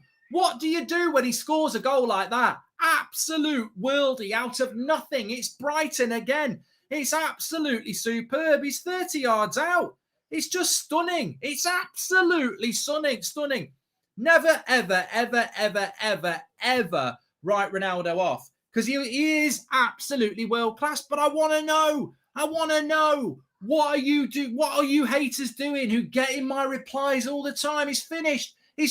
Penaldo this rubbish. Absolute crap. That is absolutely stunning by Ronaldo. He has sat the haters down every bloody time. What a goal. What a goal. Sue, you're out. Saturday night. Get in. Love it. Absolutely love it. My goat.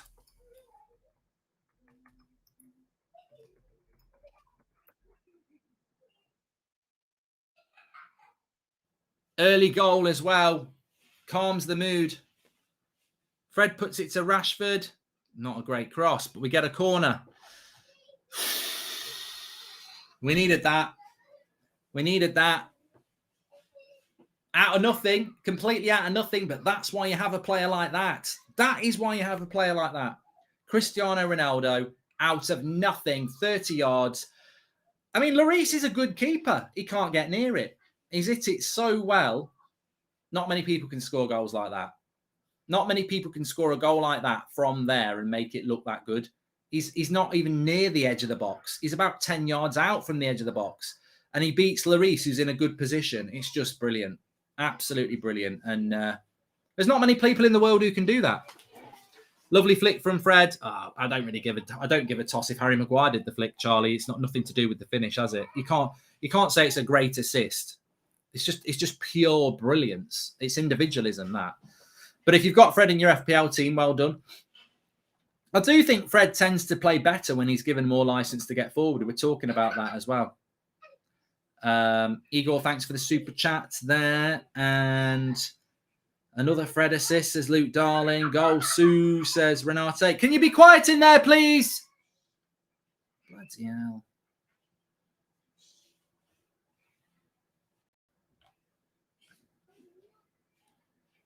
Any thoughts on the Ireland versus rugby? Got no idea what's happening, Cormac. So I used to like the rugby, but if it clashes with the football, I just don't bother.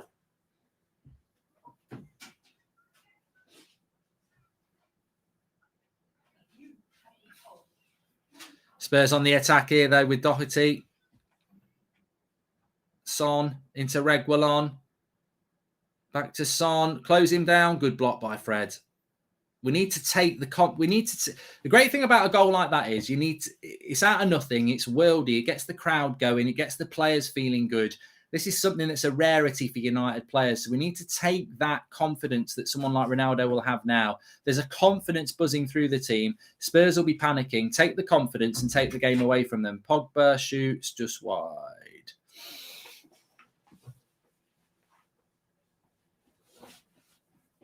We should see a different United now over the next, hopefully the next up between. Take it to half time, basically. Who doubted Sue? Hang your heads in shame, you prat. Sue's out tonight, says Nick P.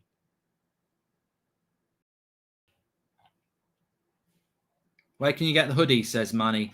United Stand, Shopify. We do ship worldwide as well. I don't know whether, sometimes it has it under the video. It says Shop the United Store under my video, so I don't know whether it says it for you.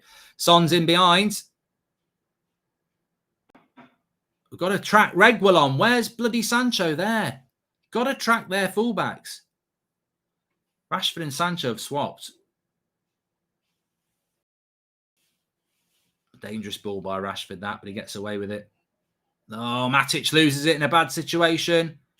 Højbjerg shoots straight at De Gea. Easy. Just chill out, lads. Chill out. Fred's remembered he's Brazilian, says Luke Smith. Yeah, Matic getting caught in possession here. Thankfully, Højbjerg decides to shoot. Easy save, De Gea. How are we looking, Mark, says Squid? Well, I think it's been quite an equal game, but that goal by Ronaldo should just give us a bit of a confidence boost now. Rashford's putting the graft in. It's a better performance by Rashford. I wouldn't say it's brilliant, but it couldn't be much worse than the derby. And hopefully there's a bit of confidence going through this team. But Spurs on the attack. Nice ball into Son. Reguilon. Offside. Davies. Carved us open like a Christmas turkey. Proper Barclays moment. Ronaldo running back the years, says Lord Rater. I mean, this is the problem again. Sancho seems to have stopped tracking the runners. Yeah, he's offside. Held the line well there, Tellez. Ronaldo finished my arse. Best number 7 ever, says James Bello. And maybe going to Portugal was a great idea. Sit down, haters, says Brian.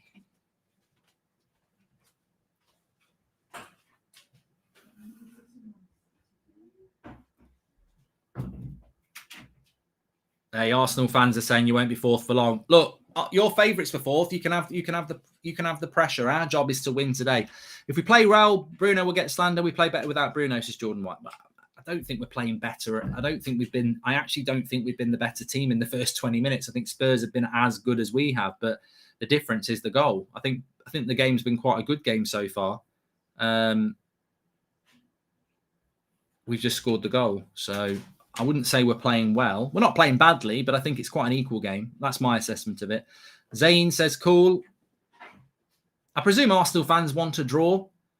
Obviously they do. Mark my words, if Fred has a competent CDM behind him, he'll flourish as a box-to-box, says Hacker. Well, that's what happens at Brazil, isn't it? It's got like Fabinho, Casemiro. Score predictions, says Henry. Probably a little bit late for that, Henry. But you might get a few.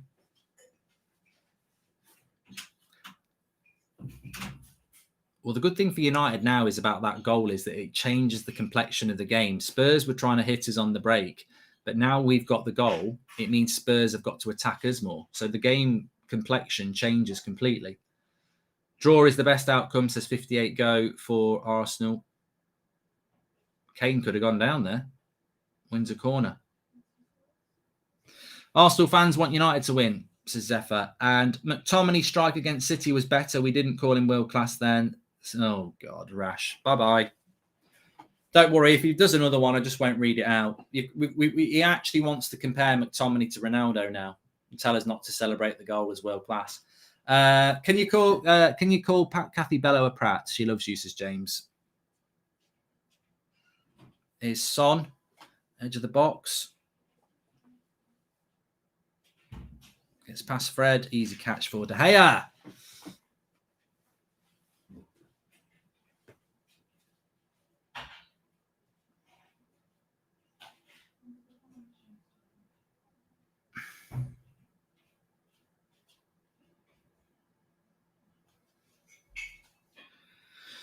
"20 minutes gone. United 1-0 up.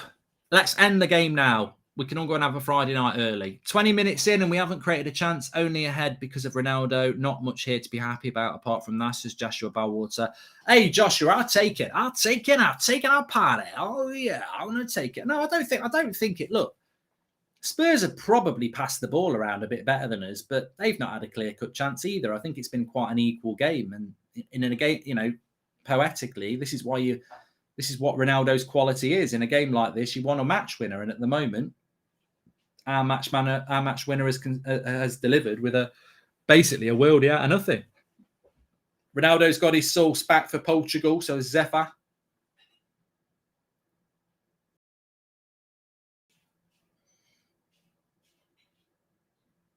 I mean, I don't know what Ronaldo's doing here, coming deep. I don't like this. He's basically taking the ball off Varane. I don't know what that's all about.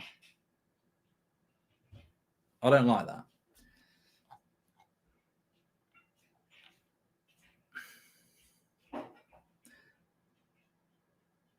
Mark Dobby says our line drops throughout the game, started high. Well, but I think what that's all about, Mark, is that when it's 0-0, we've got to win. So we're winning now, so we don't have to be so on the front foot. Varane's our best signing in years, says Cody. Ronaldo wins the ball back. Well done. And the game suits us now. I think United, when we're 1-0 up at home, it suits us because the opposition have got to open up a little bit. And we are a good team on the break. We were a good team under Ollie on the break. Tellez whips across. Ronaldo! I tell you what, delightful cross by Tellez. And Ronaldo did get his head on it. It gives him a thumbs up. It's a lovely cross by Tellez. And Ronaldo what a cross. That's a delightful cross by Tellez, Magnificent cross.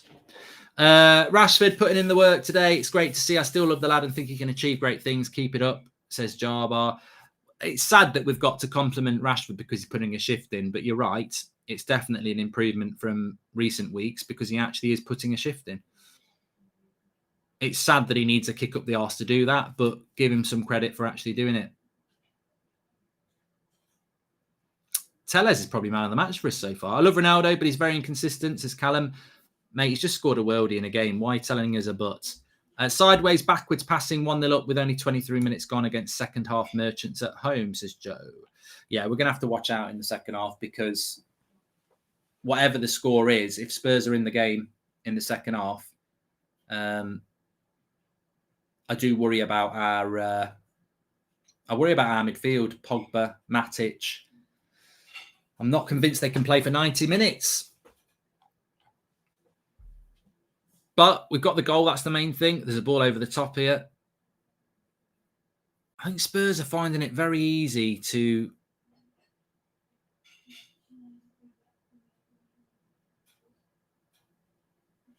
play. That's good play. That's good play. It's a good tackle on Pogba, though. Could have been away there, down the right. The difference is that we're not going for hero passes. We try to keep it short, says Alex Samuels. Please subscribe, by the way, bottom right-hand corner. We're on the road to 289,000. There is Tom Brady. He probably hasn't got a bloody clue what's going on, has he? Does he like football?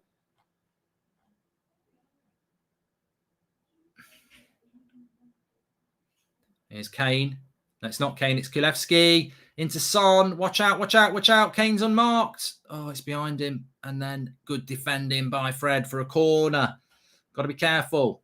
Our possession percentage is so much better without Bruno this season. Love the player, but hope he learns from the dropping. He's not been dropped, Matt. Why don't people educate themselves? He's not been dropped. He's got COVID. He's not even on the bench.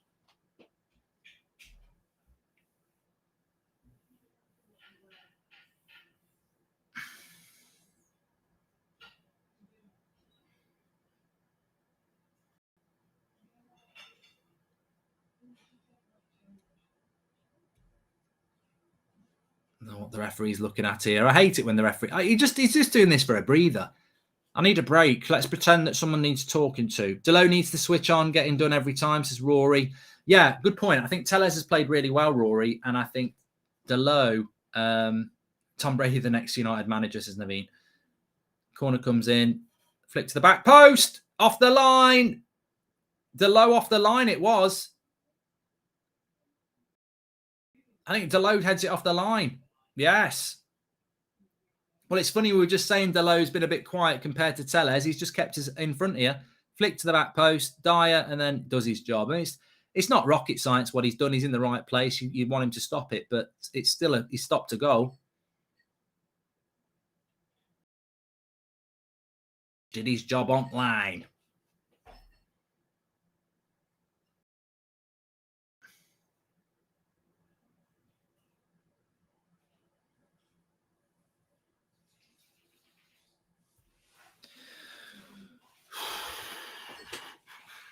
I'd like a second goal in this game. Bruno does force the pass a bit too much. Yeah, I said it before the game. I like MVP. I mean, I like MVP, but I like Bruno. And Delo obviously just listened to me, says Rory. I like Delo. I like Bruno. But I didn't feel we would miss Bruno today with that midfield three if they perform well. For Bruno to play today, you've got to drop probably Fred. And I think the balance of the midfield is better with Matic and Fred and Pogba than it would be with Bruno and Pogba and Matic. Because neither Bruno or Pogba are really box-to-box defensive midfielders, are they?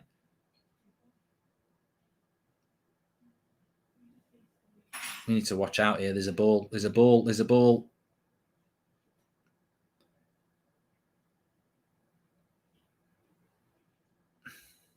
It's a foul. Foul by Pogba.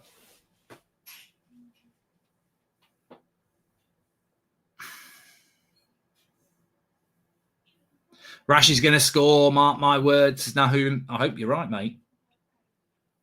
I think we have only had one shot, Angela. On goal. Thoughts on Pogba? Probably for his transfer. Yeah, he has shaved his hair off, Thomas. You're right.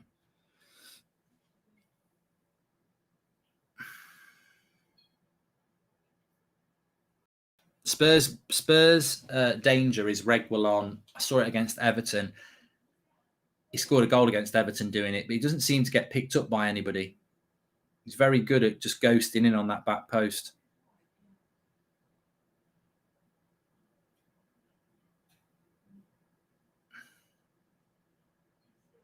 It's a lovely switch of the play. Doherty does well with his first touch. Shoots, blocked. Shouldn't have shot there, really. But here's Kulevsky. He's picked it up in the box. As we're throwing. Mark, what is with Bruno? You say COVID. Ranić says just ill, says Wayne Greener. I don't know. We were told. I don't know. Maybe it isn't COVID. I don't know. Tom Brady probably thinks if that lad Son is number 7, what number is his dad? Your stand-up video was great, says Said. Thank you very much. Thank you very much. Pressing's been decent, says Reza. Or Reza. Oh, lovely link-up play between Kane. Don't give him options in the middle. Well done, Matic. Well done, Matic. Blocks the shot. Foul on Ronaldo.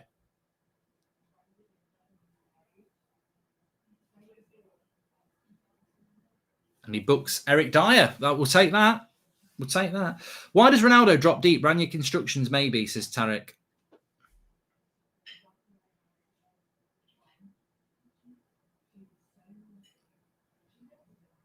I think that is a yellow card. Well done, ref. Always good to see a centre-back for Spurs booked, or any opposition centre-back booked. We've not used Ronaldo's aerial scoring abilities properly this season, says Jason. Not at all. That's why that cross from Telles was so encouraging, because actually Ronaldo is one of the best headers of the ball in world football, and we really haven't.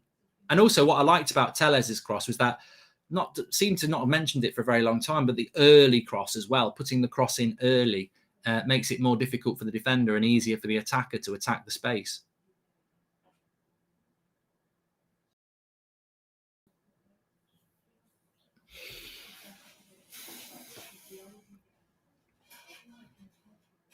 I think Spurs' passing has been pretty good, hasn't it? It's not something I've really noted from Spurs when I've watched them recently, but their passing today has been quite assured so far.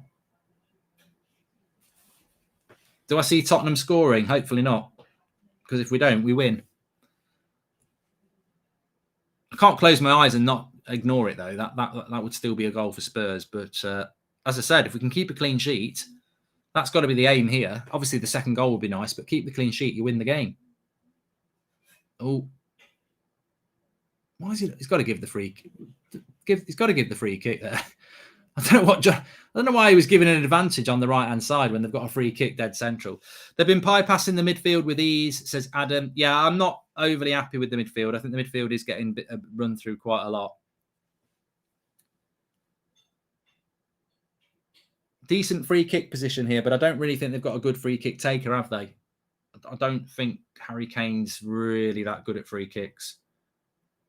He'll probably score now. Are you going to do Formula One streams? I am, Kian. I'm looking forward to them, yeah. Looking forward to that. Big time. Big time. So about 25 yards out. Free kick.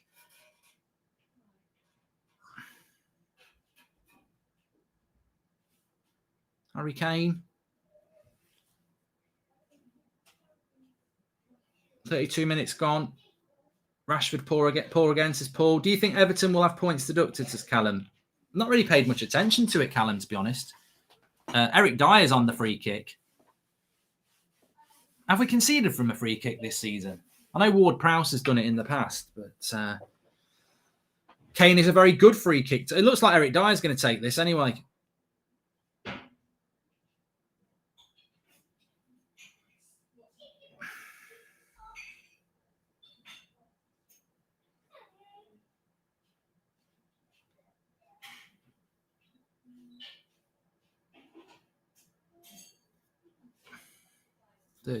Yeah, Harry Kane's not taking this. Eric Dyer's going to take it. Here he goes. Into the wall. That'll do. That'll do.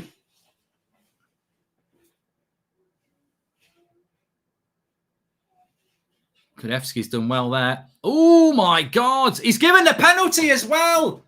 How can you give a penalty to them and not to us? How can he do that? How can you do that, ref? How are you doing it? What's happening in between those ears? How can you give them a penalty when you didn't give us a penalty for a blatant handball? Make it make sense. Make it make sense. It makes no sense. How can he give a penalty for that? That's a joke. How can he give them a penalty for that?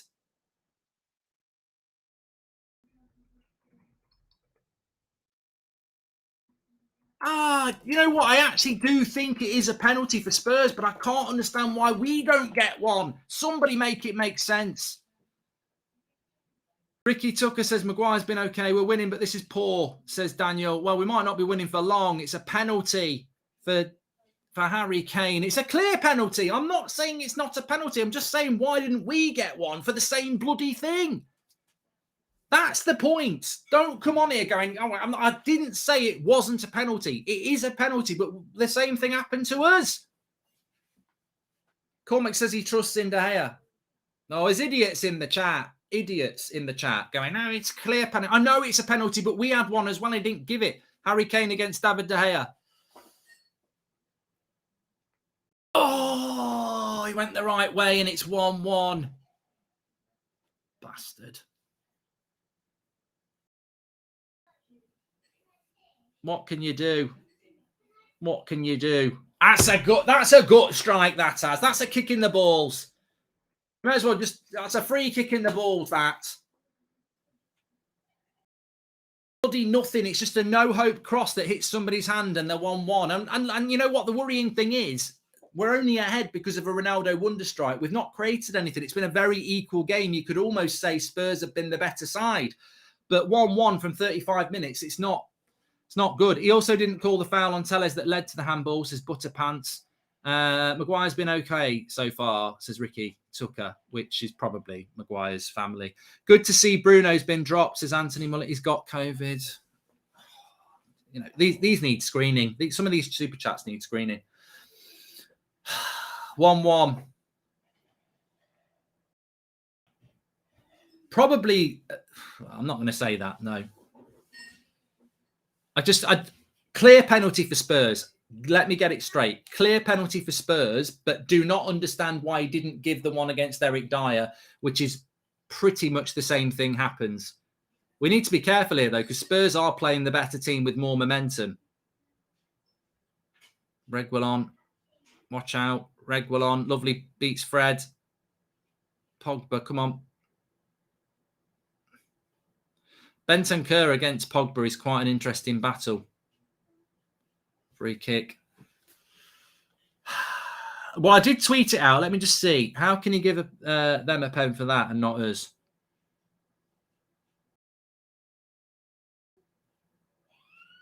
People are saying completely different. I felt they were both penalties. Both penalties for me.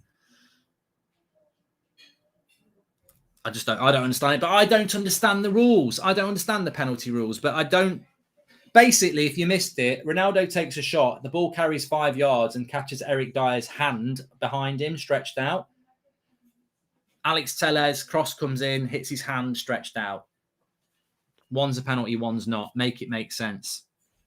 That's all we want is consistency. I know it's a penalty to Spurs. I'm not saying it shouldn't have been given, but why was ours not given? On the balance of the game, it's been quite equal. Ronaldo, 2-2 Manchester United. Sue, we're back in front. Pop that in your pipe and smoke it.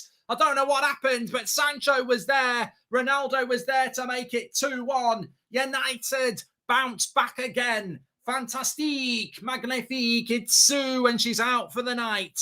I don't know what. I don't know. They're not VAR in it, are they? Oh, I forget about VAR. I always forget about VAR. Surely not. Matic. He's onside there. Sancho's onside there.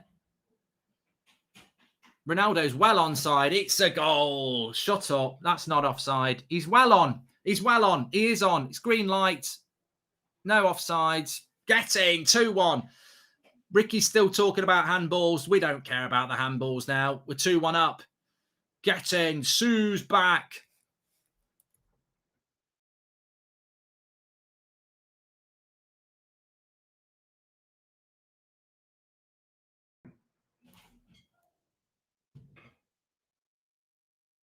Ronaldo's a gangster. 2-0, 2-1.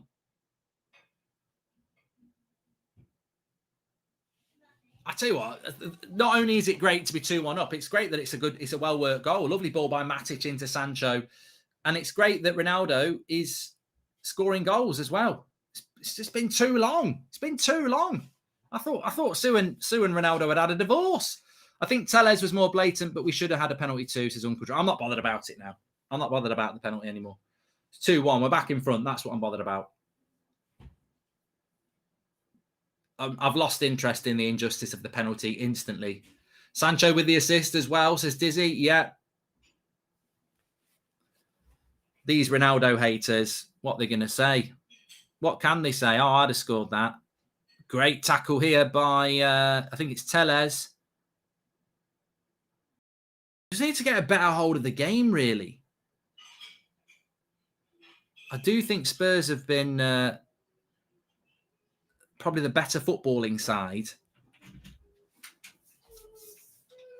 But we just need to match them a little bit with our passing. It's been a bit off, but 2-1's fair. Please subscribe, by the way, bottom right hand corner.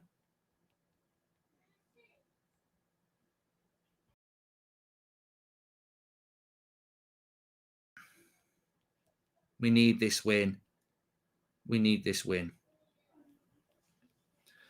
Viva Ronaldo! Viva Ronaldo! Running down the wing in United sing. Viva Ronaldo! It seems so long ago that we used to sing that and enjoy it. Viva Ronaldo!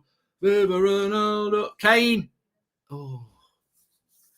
Running down the wing in United sing. Viva Ronaldo! Viva Ronaldo! Running down the wing in United sing. Viva Ronaldo! The goat and his girl Sue out and about, says Xander. I'd like to say it's because I'm wearing the hoodie, but I wear it most games. So, corner to Spurs here. Ronaldo is the problem, Mark, says Sebastian. Yeah. When I see the players celebrating together, it makes me wish and believe that we could work together for something more, but long-term issues remain. I think we just got to live, Twiz, I think we just got to live short-term, haven't we? You know, I can't wait for Tuesday night, and you know, hopefully we can get a result on Tuesday as well.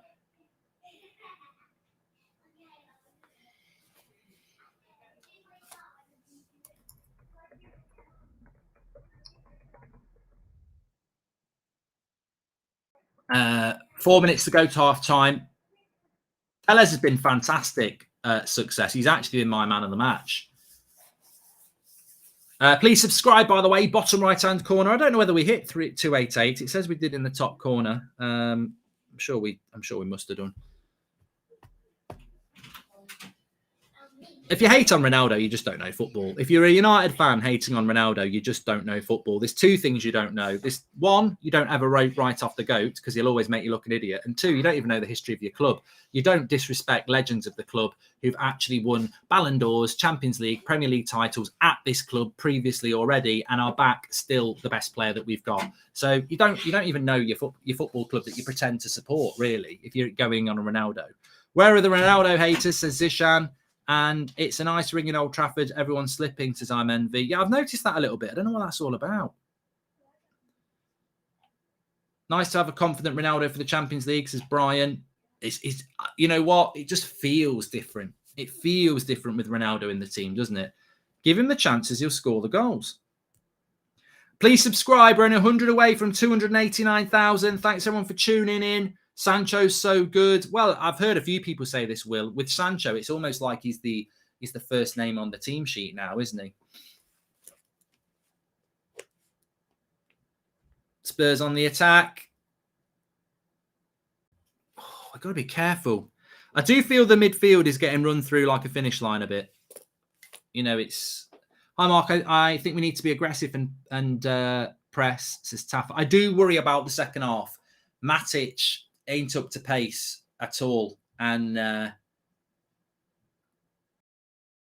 Harry Kane was offside there. I don't know why he touched it. Sue sockets is the world of Louis. And never thought I said that Fred is playing well, says Dendy. Yeah, well, I think somebody said it about Fred before. You put a proper CDM behind him and he seems to do better. The GOAT is back. He just needed a little rest, says Mr. Dan. And Ronaldo hat-trick against Atletico Madrid incoming, says Tariq.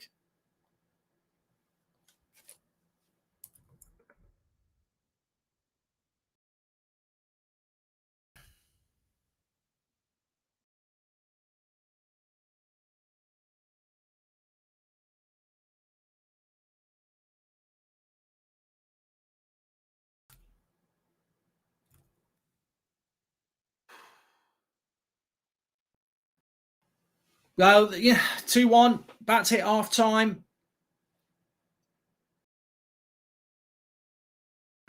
Nice bit of play. I mean, I'd say Rashford's been a 6. I know haters are going to hate. He's not really done anything, but he's not been bad.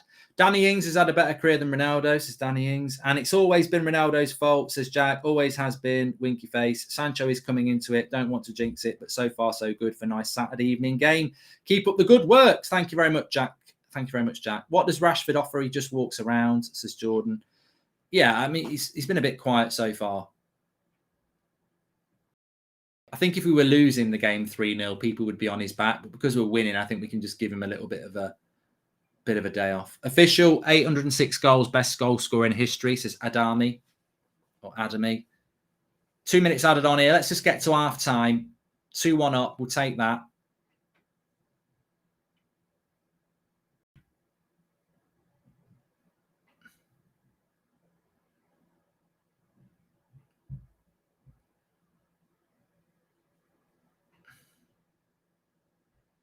Harry Maguire in his pink boots. It's not been a problem here.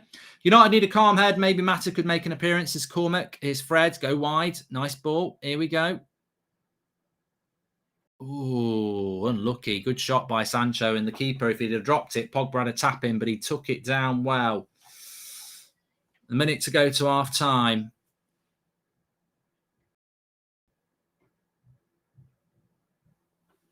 Alfie says Fred's been good. It's interesting because I do think they've played through our midfield a lot.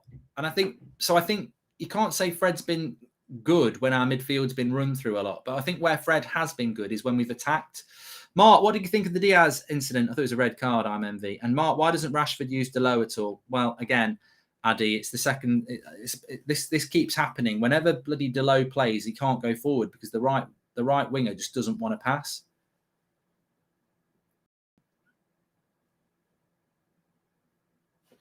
Parler said that Arsenal should go for Rashford. How would you feel seeing Rashford pulling on an Arsenal shirt? Says Chris. I don't think it would ever happen. So I don't think we need to worry about it too much.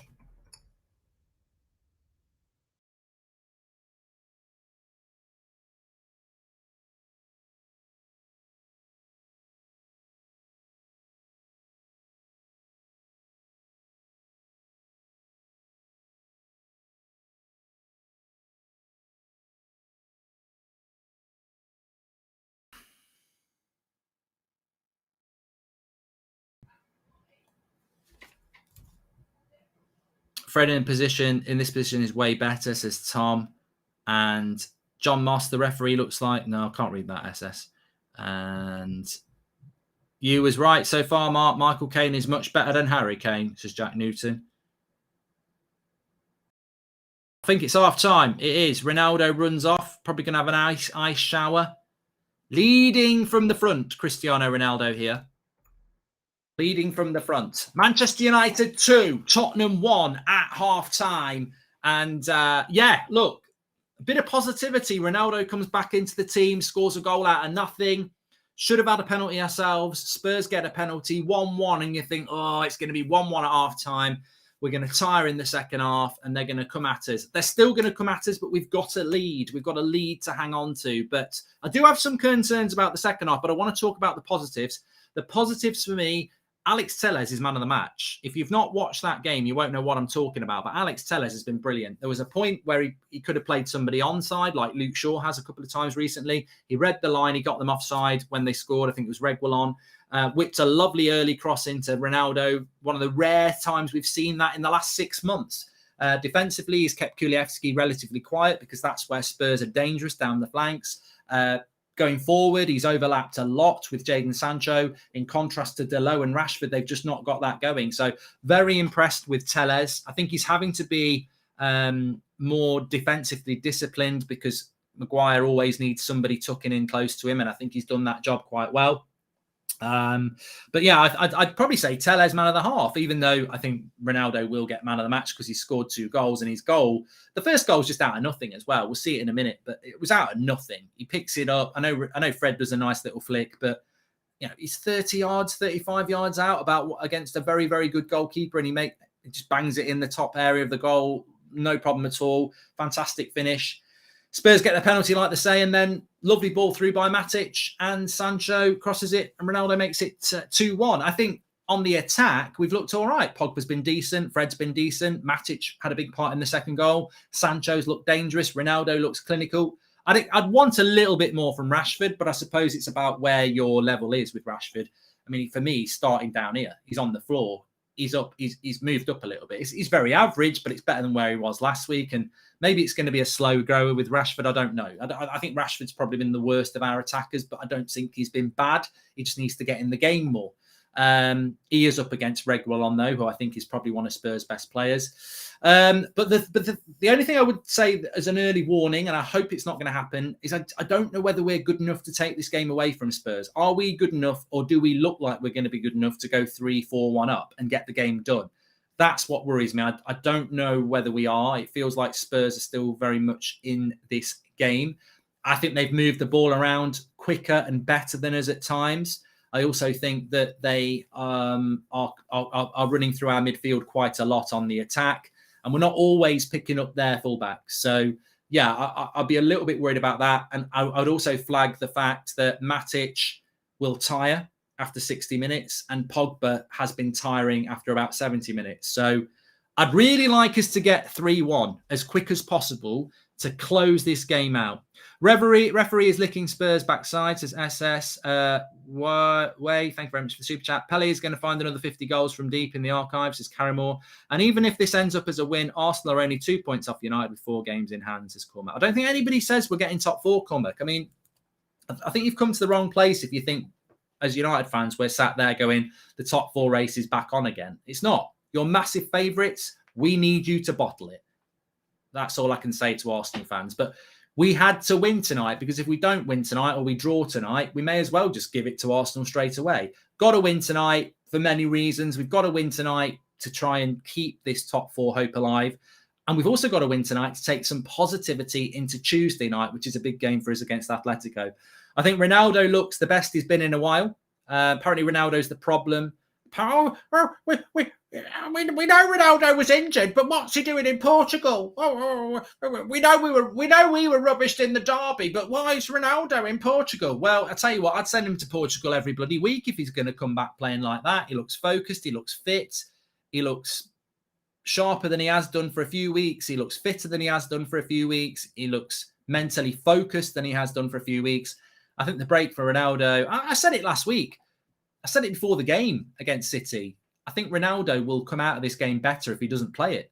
I think if he'd played that City game, he would have been dragged down with it. We still would have lost. So I think Ronaldo, we wondered where this spark was going to come from the shit performance we saw last week. And Varane being back in the team helps. But Ronaldo back in the team is huge. And he's been the difference. Ronaldo has been the difference in a performance where I think it's been a very equal game. And I'm just watching the goal again.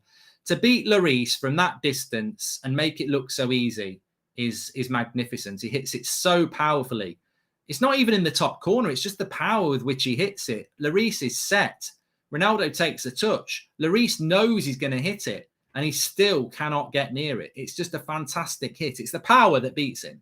If this holds up, I'm throwing Matic in Ronaldo's chamber and starting him on Tuesday, says Oz.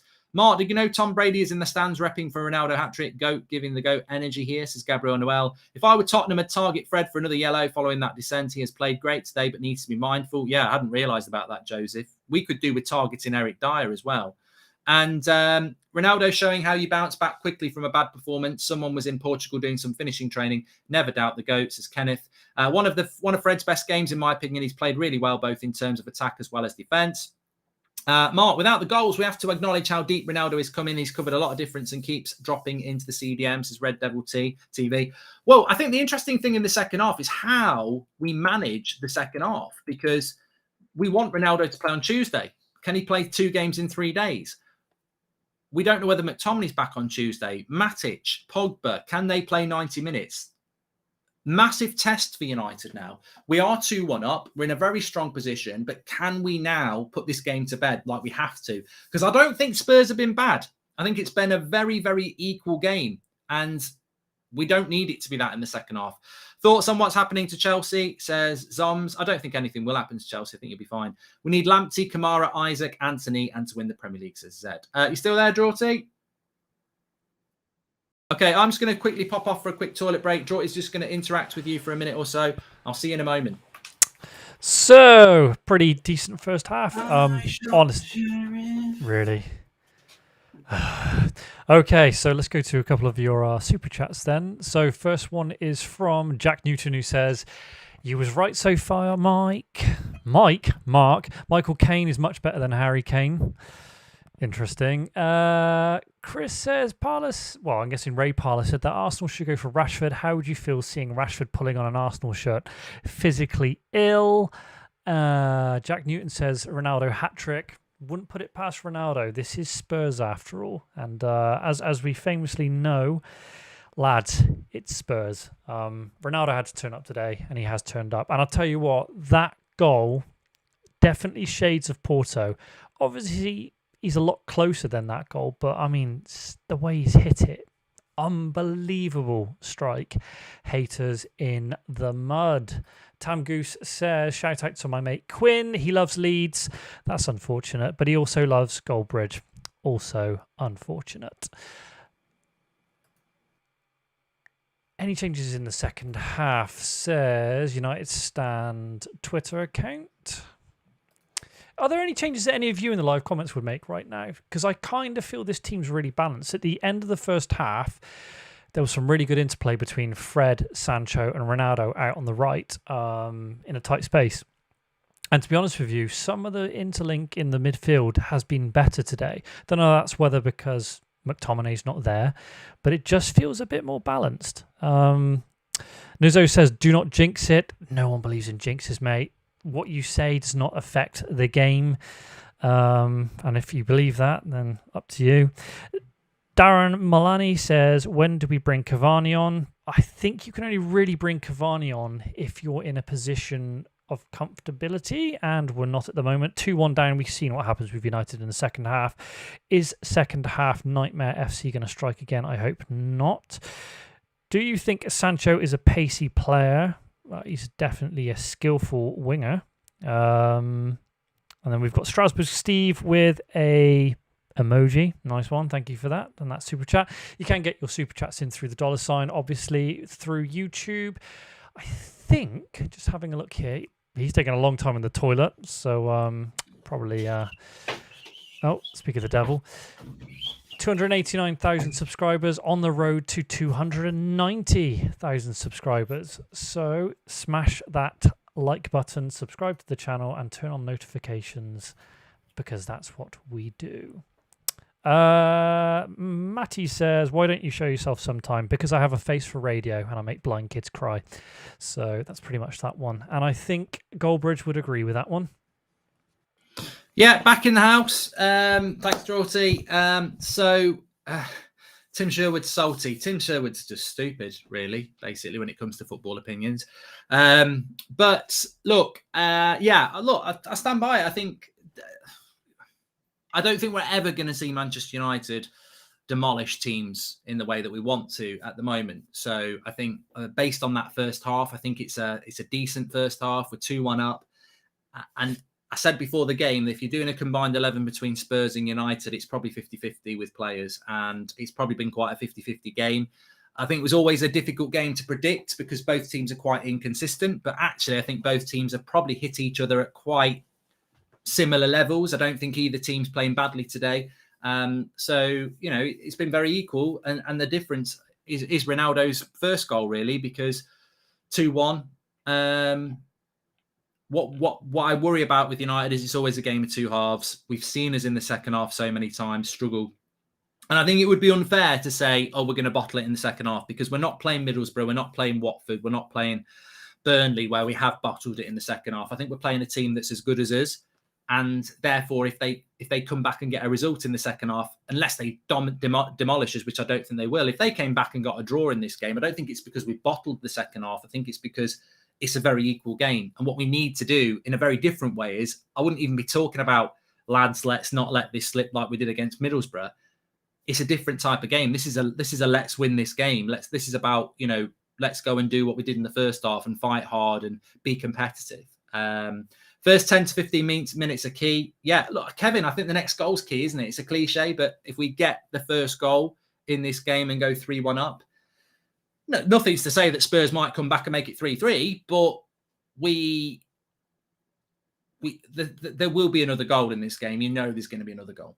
It worries me that Harry Maguire's wearing pink boots. It really does. What software do you use to create United stand graphics? As Daniel Shabar, and Bruno and McTominay are the clear problem.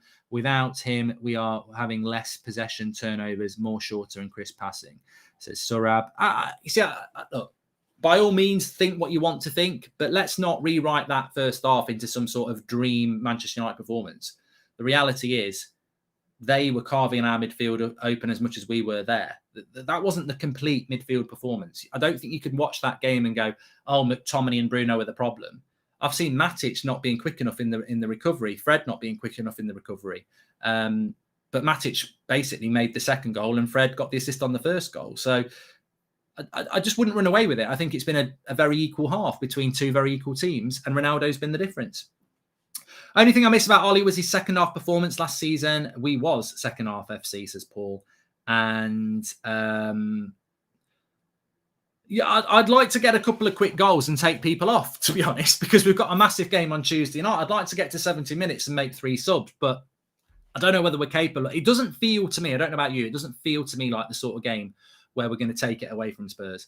Do you think Ronaldo is the problem? Mate, I'm one of Ronaldo's biggest fans, Kurt. I said it on the first goal. I don't know. Look, as somebody who talks about football a lot, and I'm sure you do it as well, there's certain players that I would, whether I liked them or not, I would never criticise because I know they'll make me look stupid. When I criticise Maguire, I'm like, he's never going to go win the Ballon d'Or. I don't think he's good enough to win a title. I think it's quite safe for me to say he's not good enough. But with Ronaldo, I'd never. These people actually criticise him and go, he's finished. I've always said he's bang average. This, who are you? What your opinion? You're just going to make yourself look a complete twat. It's quite clear that McTominay is the problem, not Bruno. I think people who say Bruno is the problem, the ones saying Ronaldo is the problem, says Zed. Look, I like Bruno. I really like Bruno. I haven't missed him today, and I said it before the game. I don't think we'd miss him. I don't think we do miss Bruno, but I don't think it's a problem to not play Bruno and play Pogba in that position. If Bruno got injured for a month, I don't think I'd go, we're in trouble, because we've still got Pogba. Next season, if we lose Bruno for a month, I think we're in trouble because we won't have Pogba. But I think we're very fortunate that we still have Pogba at this football club because he can do the role that Bruno does in a different way, but he can play it. So I don't think we have missed Bruno today.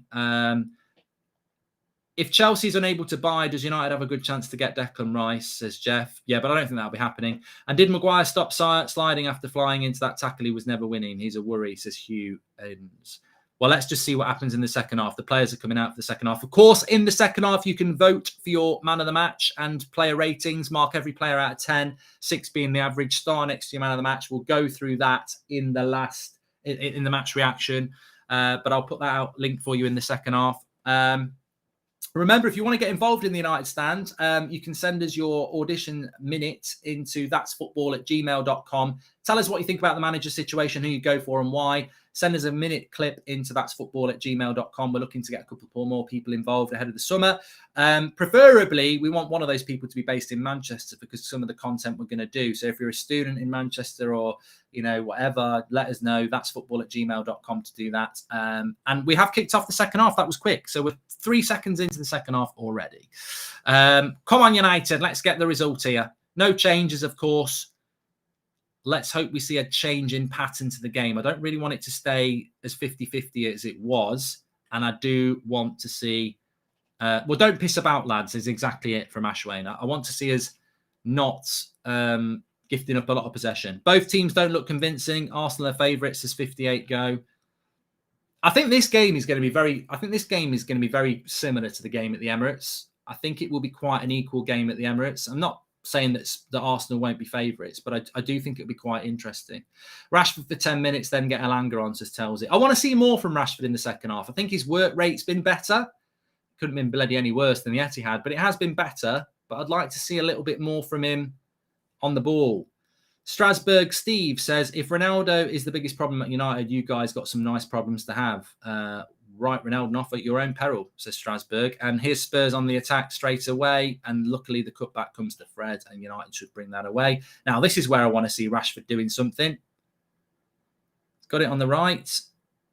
Find a pass. That's it. That's fine. It's gone backwards, but we've kept possession.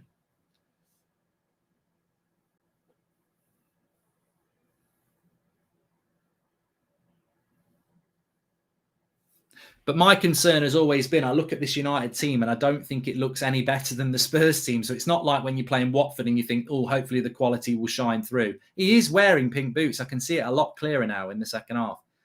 My God. I can't believe a United centre-back would wear pink boots. I've got to stop talking about it, but it is bothering me. Yeah, he went back to Portugal to bring Sue home. That's basically why he went. Lovely play by Telles again. Telles looks a lot better tonight than he has done in recent games. I don't think he's been bad in recent games, but tonight he's just looked proper quality. Too easily playing through the midfield here, Spurs. Got to be careful. Rashford's got to work back, which he does, but it's still with Reguilon. Nice little ball into Bentancur, who's, I think, looked quite good for Spurs. Kulevski, oh, well done, Delo, goes out for a corner. We have got Cavani on the bench, yes.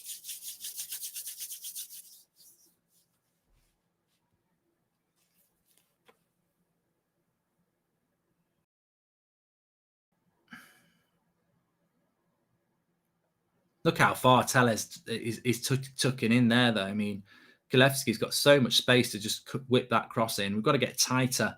Defence is leaving a lot of spaces. I agree with Gurel. Corner to Spurs. Front post. Ronaldo actually wins it. Fred clears it.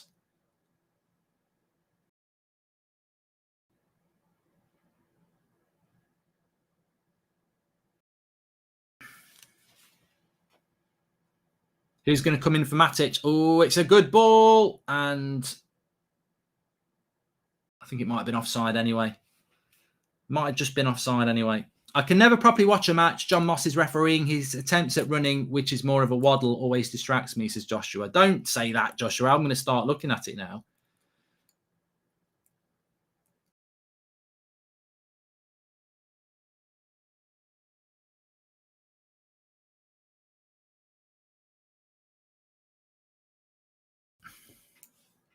Could be a long second half, this.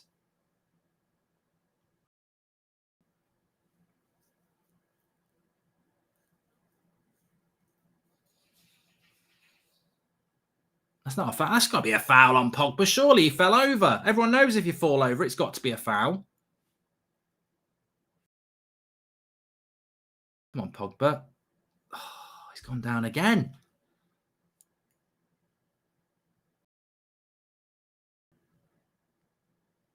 I don't want a half of Spurs on the ball a lot. Because what happens when someone's on the ball is they will create a chance at some point. John Moss really nearly ruined the game in the first half, says Tariq. Thanks everyone who subscribed, by the way. Bottom right-hand corner. I think we're very close to 289,000. Paul Pogba is okay. He's just touching his head. But I thought he was fouled twice here.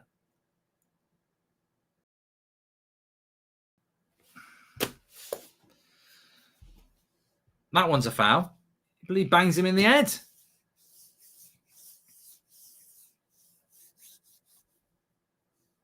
I mean, actually, there's a question. We've spoken about Rashford, that we'd like to see more from Rashford. I would like to see a bit more from Pogba. I don't think he's been bad, but I'd like to see a little bit more from him in that free role where he's got Fred and Matic doing all the defensive work for him. And he's playing very centrally. I'd like to see a little bit more from Pogba this half. Why don't teams understand the only way Spurs play is Kane dropping deep, receiving the ball and passing? Just stop Kane and you stop Spurs, says Varun. I don't think Maguire likes to come out of the back four to do it, to be honest.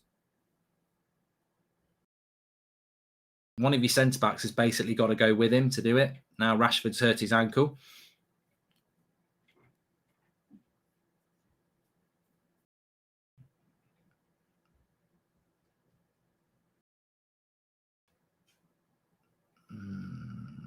I think he's all right. Yeah. We don't want another injury. I think he just trod on his foot. The referee is taking the mic, says SS.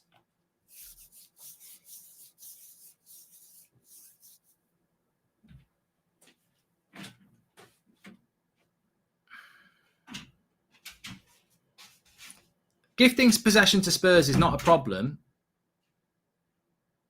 Oh my God. The corner. It's not a problem as long as we look comfortable at the back, but I'm not actually convinced we look that comfortable at the back here. I mean, their pass and move just seems to be very fluid compared to ours. Ireland beat England. Well done, Cormac. Well done in the rugby. Cross comes in. Come on, David. That's all right. It's gone out for a goal kick. Mark, would you shave your head like Pogba? No. No, I wouldn't, Melps. I'd look a complete another prat. There he is, Fletcher. Look, sat next to Ranić again. What am I doing here? I won't have chips with mine. I'll just have rice. Yeah. I think they're getting the Chinese order in. I'm going to have egg fried rice. I won't have chips for mine.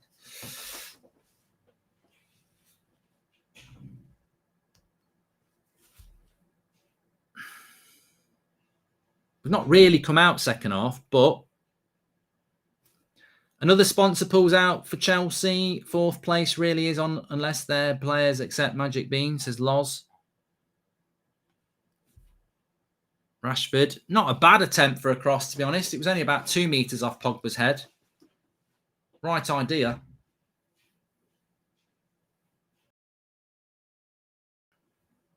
Oh, Ronaldo's limping now. Oh, no, he's all right. I think he was just doing it for the ref.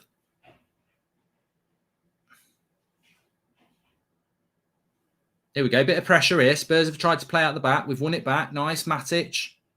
Go wide. Come on, Rashford. Use it. There's the overlap. Come on. Not a great cross. Not a great cross. I'd have used the low there. He's a better crosser of the ball than you.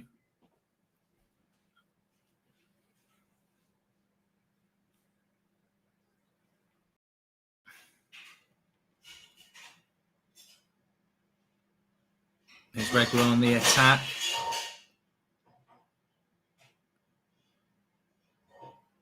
Sack the juggler.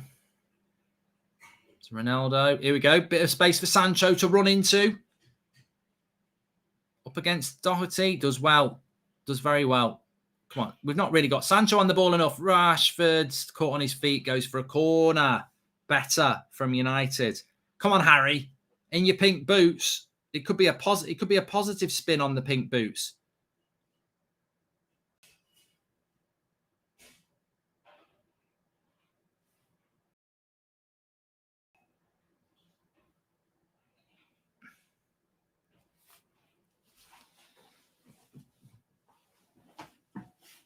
come on then, United.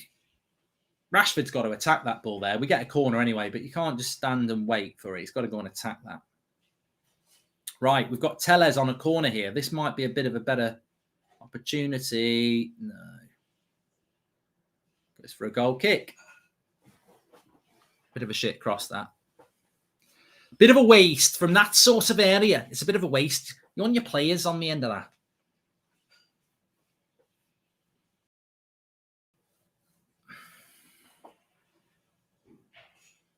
Well, we've had 10 minutes of the second half and we're still winning.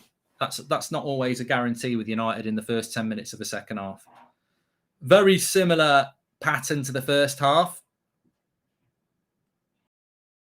I do worry a little bit about what subs we might make in this game, because I think attacking subs, you've got Cavani if you want, you've got Alanga if you want. I'm more worried about Matic and what we can do in that position if we need to get some fresh legs in. Could go to a back five. It's a long ball. Thank you.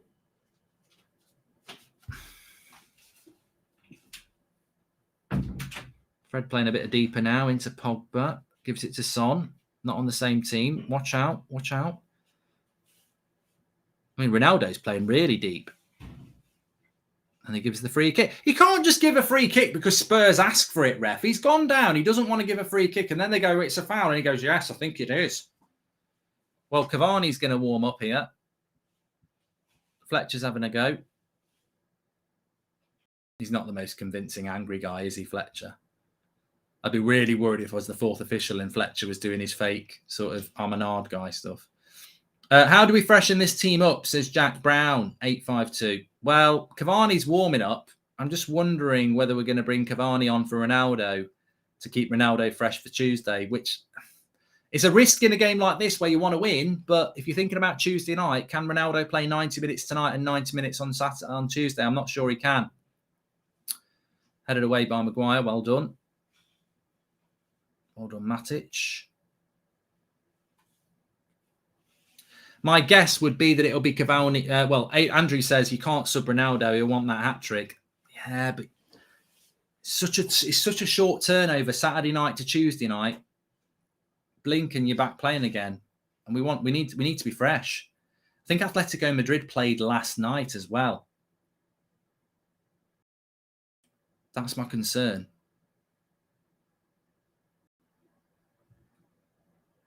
And sometimes these things are pre-arranged. You can't be... and I don't think Ranieri's that sort of person as well, because he said it about McTominay, didn't he? He said, look, McTominay probably could play, but in light of the game on Tuesday, I wouldn't want to risk him tomorrow because he won't play on Tuesday. And I think that maybe this Ronaldo thing is like a...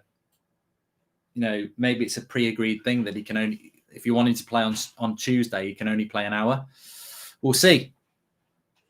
Could take Rashford off for Cavani. I wouldn't really want to take off a 24-year-old to keep a 37-year-old on, really. It's about whether you trust Cavani as well. I trust Cavani. I think when he's on the pitch, he gives everything. I don't trust him to turn up to actually be ready to play, but once he's on the pitch, I do trust him. So Cavani for Ronaldo, if it means Ronaldo's fresh for Tuesday, I'd probably do it. Man United in for Belotti on a free transfer, says Stephen C. There's Reguilon down the left-hand side. Puts the cross in. Well away by Tellez. Spurs still on the attack. Goal kick.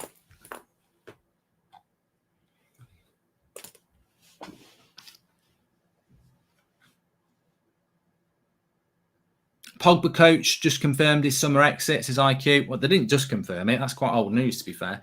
Please subscribe, by the way, bottom right-hand corner. We're on the road to 289,000. Thanks, everyone, for tuning in. Live every night at 8 o'clock, every morning at 10 o'clock.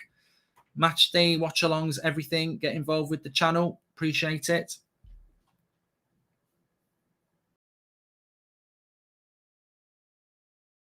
I am doing Arsenal versus Leicester as a watch-along on That's Football tomorrow as well, which if we can win this, it's a big week for Arsenal, but they've got 3 games where I would hope they'll drop points. They've got Leicester tomorrow, Liverpool on Wednesday, and then they've got Villa away on the Saturday. If they could draw 2 and lose 1, that would be great. 2 points from 9, that would be great. So, but we've got to get our job done here. It's very much in Arsenal's hands, as we know. Spurs not really doing anything in the final third at the moment. They've had a lot of the ball up to the edge of our box, but they've not used it very well. We're not... Okay, now, who's done that there? Here's Kulevski. Oh, la. Son puts it wide. Quick, and you'll blink it. Attack play between their front three. Kane to Kulevski. Plays Son in. He shoots, and he shoots wide.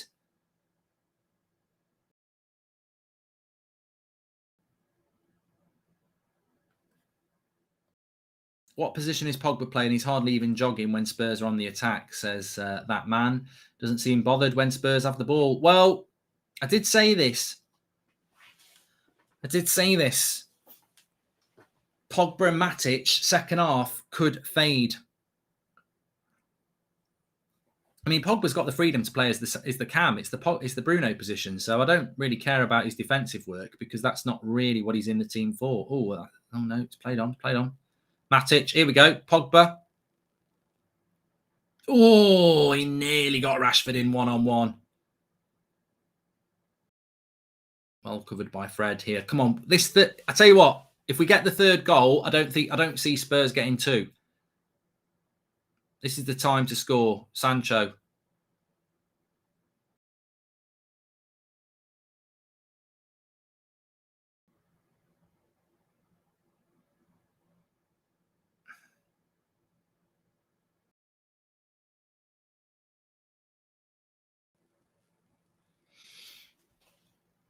It is the time to score, Naz.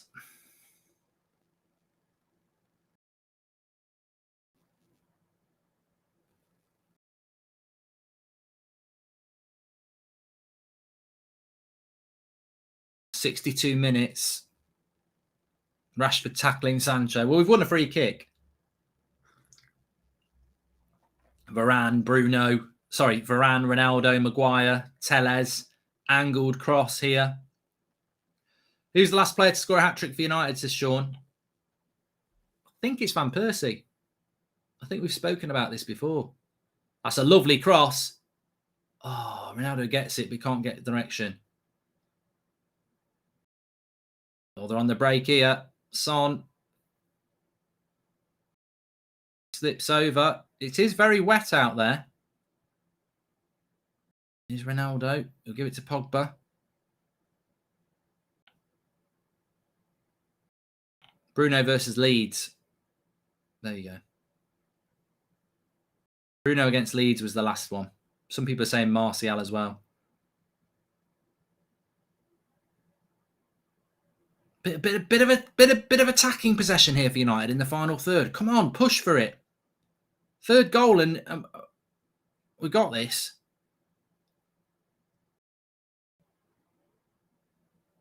I feel like we're just keeping possession in the final third here, which I don't mind. Mark, is Pogba from our youth academy, or we bought him when he was young? Says Said. We bought him, didn't we? I think we bought him when he was 14. I can't remember the team we got him from in France. Somebody will know. I'm tempted to say who. Yeah, Le Havre, says Draughty. He's right. That's it. So yeah, we brought him I think he was 14. So he is from the youth, but he's from the youth like Hannibal Mabry is, and that sort of youth. He's not been there since he was like 7, like people like Lingard and McTominay, but he's still from the youth.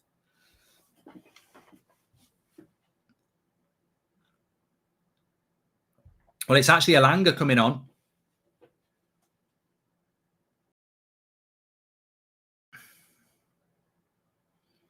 I actually prefer Alanga coming off the bench. I think it's less pressure, isn't it? Doherty skips past Matic. Rashford wins the header. Ronaldo. Pogba. Oh, he was going for the ball there.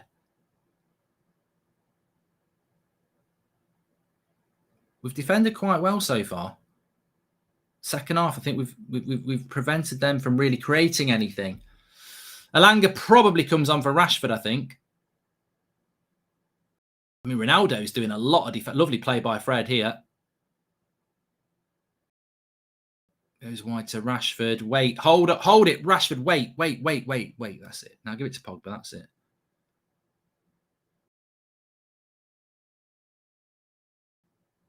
Yeah, defensively, bad pass by Pogba. Defensively, we've looked okay so far.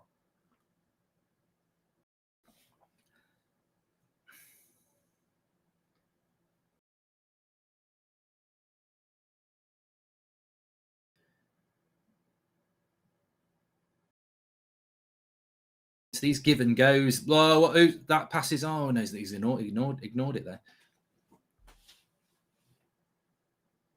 See, we're making them little interceptions. Here we go. Fred, bad first touch, but it worked out for him. Sancho, Ronaldo. Is there anyone on the back post? Good shot by Ronaldo. Ridiculous angle, but he went for the shot. Lloris could only parry it. Where is Rashford? Has he got a knock? Yeah, I think he's injured. Can't be tired. I was thinking, where's Rashford there, sprinting his arse off to get on the back post for Ronaldo? I don't know where he is. I think he's injured. 66 minutes anyway. 20 minutes have gone of the second half, which is good. Still, we lead. Cross comes in. No one's going to get on the end of that. Telles does reasonably well.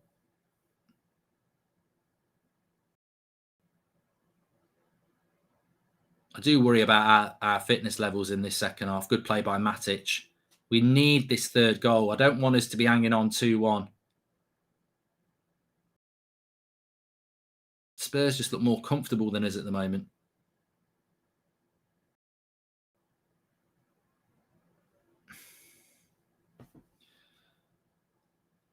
Well done, Telles. Fred is having an amazing game, to be fair, says Joskian. Rohan, thank you very much. What's your opinion on the Chelsea situation, Mark? And are you going to do Red Dead? Well, I don't know about that, Dylan, but the Chelsea situation is why are you obsessed with the Chelsea situation when we're watching a Man United game? I think we've got people. Rashford comes off. We've got people in our fan base who just seem to think that we're going to get it's almost like they're praying for Chelsea to get kicked out of Europe so we can be in it. I just don't. Got no interest in that. We're not good enough to get top 4 this season. I don't want to get it because Chelsea get kicked out because they're owned by a Russian.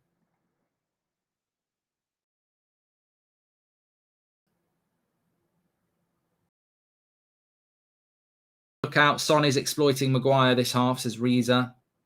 Fred and Telles have played well this half. Marcus and Pogba not so much, says Humphrey. Yeah, I don't like the way this game's panning out. I think we really desperately need a goal on the break. Here we go. We've had a free kick at last on Pogba.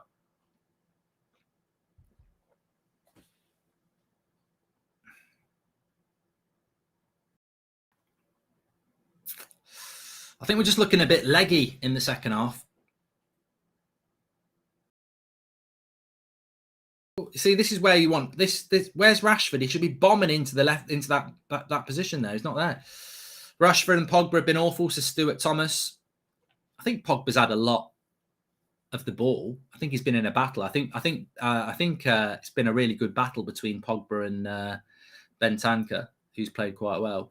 But look, 20 minutes to go. Let's keep it positive. Let's see if we can just get over the line here. You've got to pump it up. Don't you know? Pump it up. You've got to pump it up.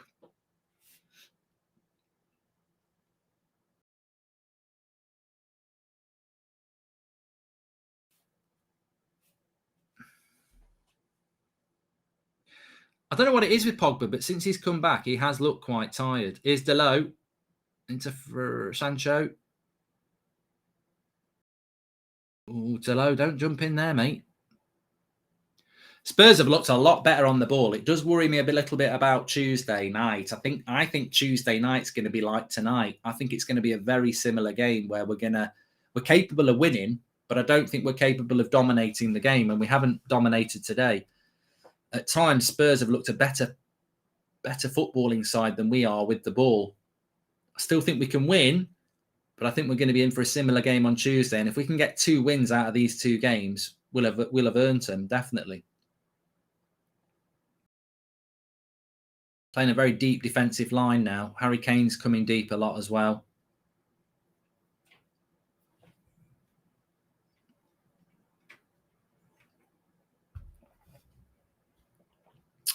I would have thought Rashford's come off because of injury.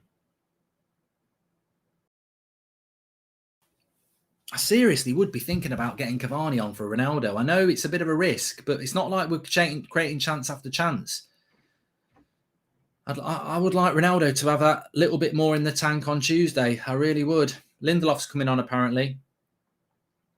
So we're parking the bus at home, which I said, I don't like it, but we need to win. Lovely play by Reguilon.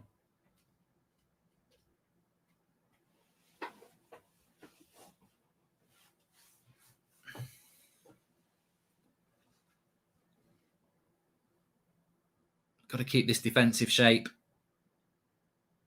That's a nice little ball into Kane. He's done well. Watch out. There's a ball to the left. Son. Reguilon. It's the fucking pink boots. It's the pink boots. Why are you wearing pink boots? Don't wear pink boots. Do you know anything about centre-backs for United in pink boots? It's the fucking pink boots. He's wearing pink boots and he scored an own goal. Bloody hell. You know who I'm talking about. He's like a deck chair in a tornado. He's going to cause damage. You don't know whether it's to the opposition or yourself.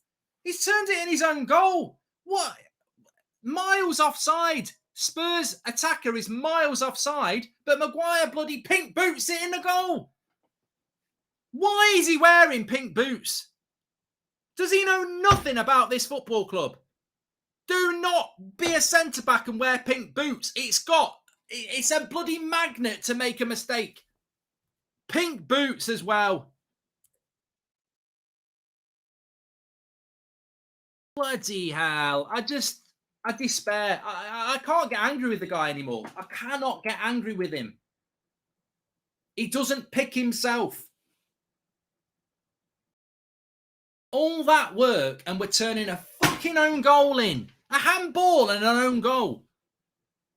You can't play against teams like this and give them 2 goals. A handball and a fucking own goal. And who told him to wear pink boots? I can't. I know it's minor to some people, but if you know anything about United over the last 4 years, it was even on Sky Sports at the time. Pink boots. Bloody don't wear pink boots if you're a defender at United.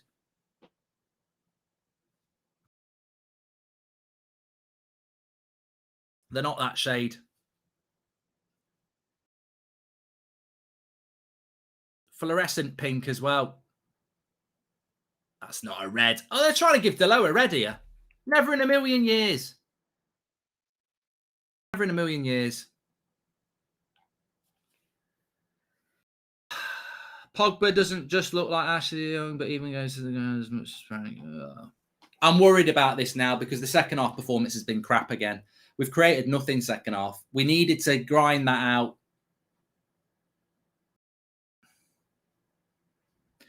Written in the stars. This is exactly what I said about Phil Jones when he missed that penalty. I went, it's written in the stars. He's wearing pink boots and he was going to miss. And to be honest, I was talking about it in the first half, talking about it in the second half. It bothered me that he's wearing pink boots. I do not know why he's done it, but he's basically advertised himself to make a bloody mistake. Never, if you play for Man United and you're a centre-back, never wear pink boots. I mean, I think Varane's are quite pink, but he's got a CV. I just don't believe it. I just don't believe it. I can't, I'm sure there's people turning in going, I can't believe you're not absolutely ranting and raving. I'm past ranting and raving about him. He's a bloody liability. He's not good enough. I don't need to get angry about Harry Maguire. I don't need to waste my blood pressure on it. I don't need to. He's just absolutely a liability. If he doesn't touch that, there's no goal because the Spurs player's offside. He's got no, as I said, he's a deck chair in a tornado. He's going to cause damage. You just don't know to which side. He's just flying around, waiting to do something. It might hit his head and go in. It might bloody hit his foot and go be an own goal. He is a liability. Simple as that. I wouldn't have picked him. I said it this afternoon. There's a tweet. I might even retweet it now. You know, it's just exactly what I would have expected from Harry Maguire week in, week out. He's a bloody liability.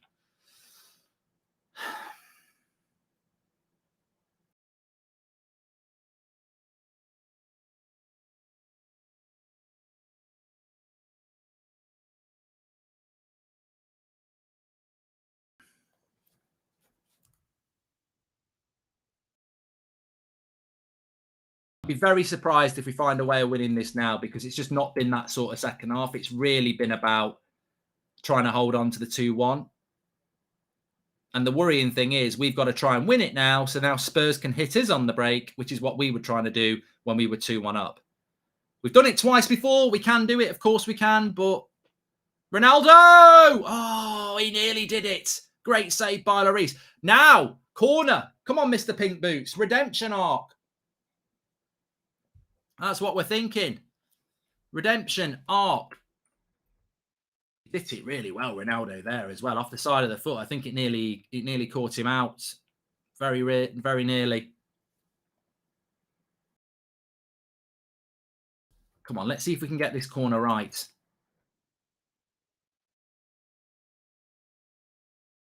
Oh, I thought, you know, I always watch Maguire on corners, and that would have landed on his head if the other player hadn't have headed it.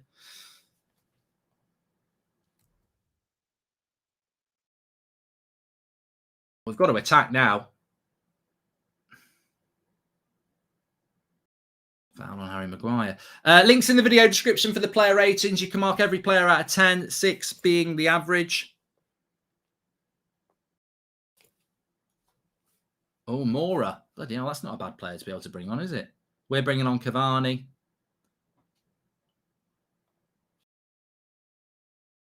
God, 13 minutes to go. You know, that half was going quite quick at 2-1. And I was like, oh, I like that.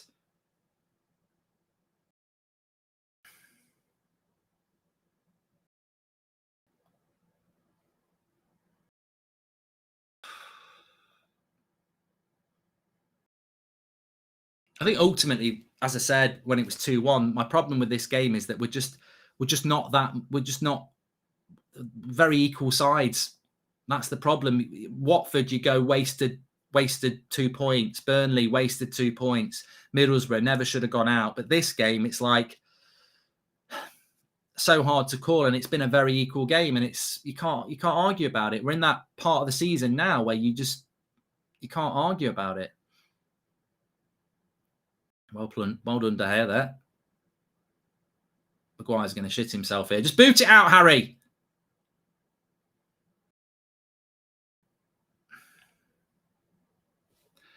He can talk to the youth, but can he teach them how to score own goals? What a captain, says B. Yakov. Just shouldn't be playing. Mark, please check. We have lost more games from Maguire in the squad. Stats don't lie, says Christopher Day.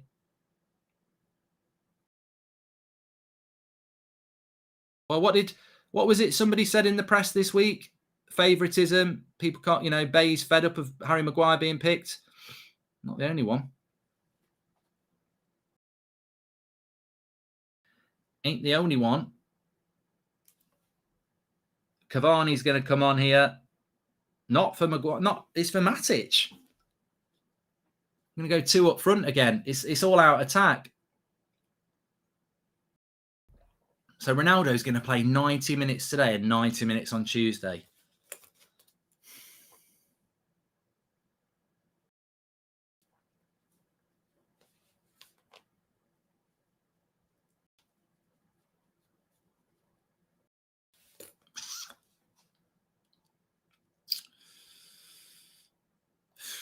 So we're probably going to go to 4-4-2, aren't we?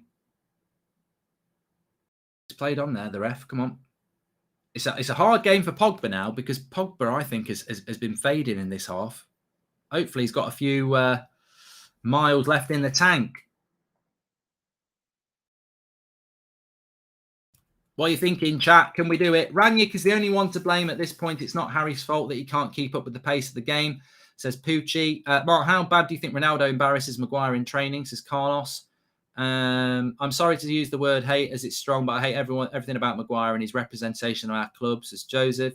Maguire single-handedly undoing all the team bonding this win could have done. No wonder we've got no chemistry, says Alex. There's still time, mate.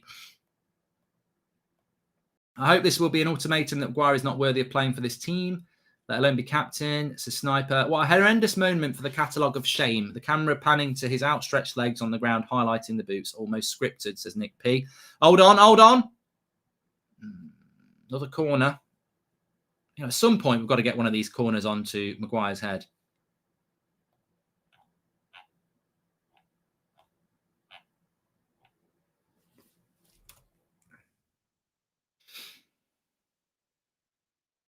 Ten minutes to go.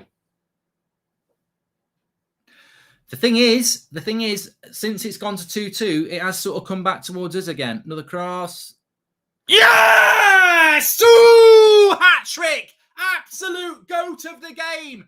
Absolute goat of the game. He's the problem, is he? Send him to Portugal again. Send him off to Portugal because he's found Sue. He's brought her home. The complete hat-trick. Cristiano Ronaldo with the hat-trick for Manchester United, single-handedly winning us the game. Harry Maguire, you're a jammy, lucky waste of space. I'd walk off if I was you. This huddle's for goats. 3-2, Manchester United. Cristiano Ronaldo to the rescue. Get in. Get in. Get in. Absolutely done it in the Premier League. Still does it in the Premier League. Hat-trick. Hat-trick hero. Absolutely fantastic. Magnificent. Oh, we needed that. Tellez with the cross. Ronaldo. Oh, it's a great header as well. Absolutely great header. He's so good in the air. He's so good in the air. Look at that. He knows as well. He knows it. He's so good. He's so good. Leaps like a salmon. Neck muscles like a giraffe. 3-2. Manchester United single-handedly won us this game. Single-handedly won us this game.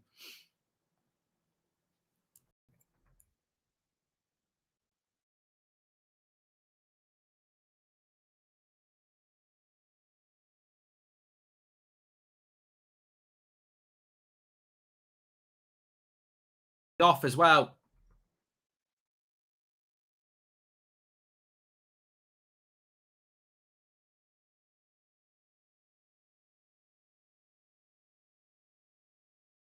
You know, how great will he feel? How great will he feel knowing that he single-handedly has won us this game? Lindelof comes on for Ronaldo. And look, it's almost like people forget the Brighton game the other week that he basically won us as well. Atalanta, the reason we're even in the Champions League is because of him. People forget about all this.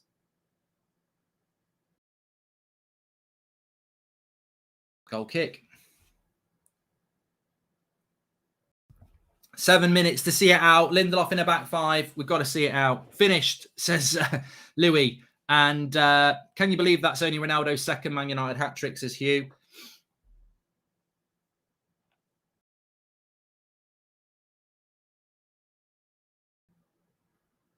He'll love that.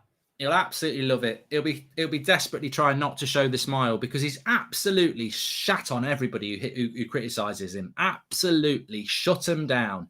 Easy. If you know any twat or prat or whatever you want to call him who's been slagging Ronaldo off for the last 2 weeks, give him shit tonight, I tell you. Absolute prats. They know nothing. Absolutely nothing. A complete hat-trick as well. Complete hat-trick. Header. Tapping. What? Is Son playing in bloody flip-flops or something? He's like... He keeps falling over.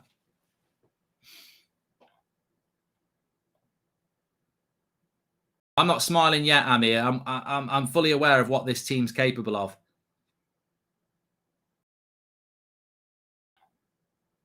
Well, should I say I'm fully aware of what Harry Maguire is capable of.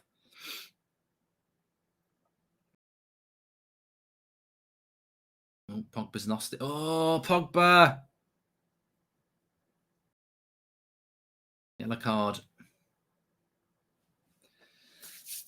Thanks everyone who's watching. Please subscribe. Bottom right hand corner, you can do your player ratings. Mark every player out of 10, 6 being the average. There's only going to be one man of the match tonight for you to star, but there are some interesting player ratings to do. I think there's been some pretty shit performances again. There's been some good performances. Telles, Fred, Ronaldo. There's been some dodgy performances as well. I don't think Rashford was that great. Maguire again. Mark, I'm finally in the UK, about to visit Old Trafford for the Champions League and couldn't be better. Viva Ronaldo, never a doubt. The GOAT, says Nick. Well, he's in form at just the right time. Yet certain fans go on to Slow Sports News and say Ronaldo leave and Maguire stay, says Julian. And give the armband to Ronaldo instead of that person, says Reeves. And our young players refuse to listen to his advice. It's crazy, says Caramel.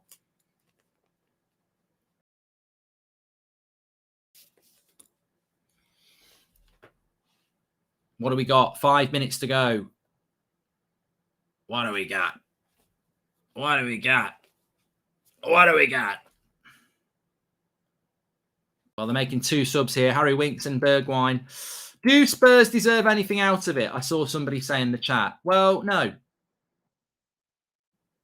I don't think Spurs have been bad, and I'm sure their fans will be pissed off. But ultimately, the answer has to be, at the moment, no, because we've scored 3 legit goals. And, you know, one of your goals was a penalty and one of them was a bloody prat at the back. So I think United are worthy of the win because we've taken our chances better than you.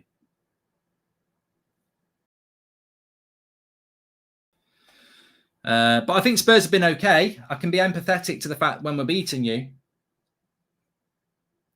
I think Spurs have done all right, but it's just the difference between having Cristiano Ronaldo and not having Cristiano Ronaldo. It's that simple.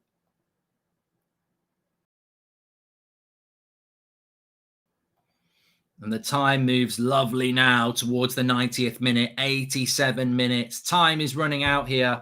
Perfect time to get the winner from Ronaldo. Well, hopefully the winner. Let's not tempt fate too much. There's still time. I think Maguire will start against Atletico Madrid. It's almost he's just beyond being dropped, isn't he? I wouldn't even stress about it. He won't get dropped. Complete liability, but he won't get dropped. I just hope he stops wearing pink boots.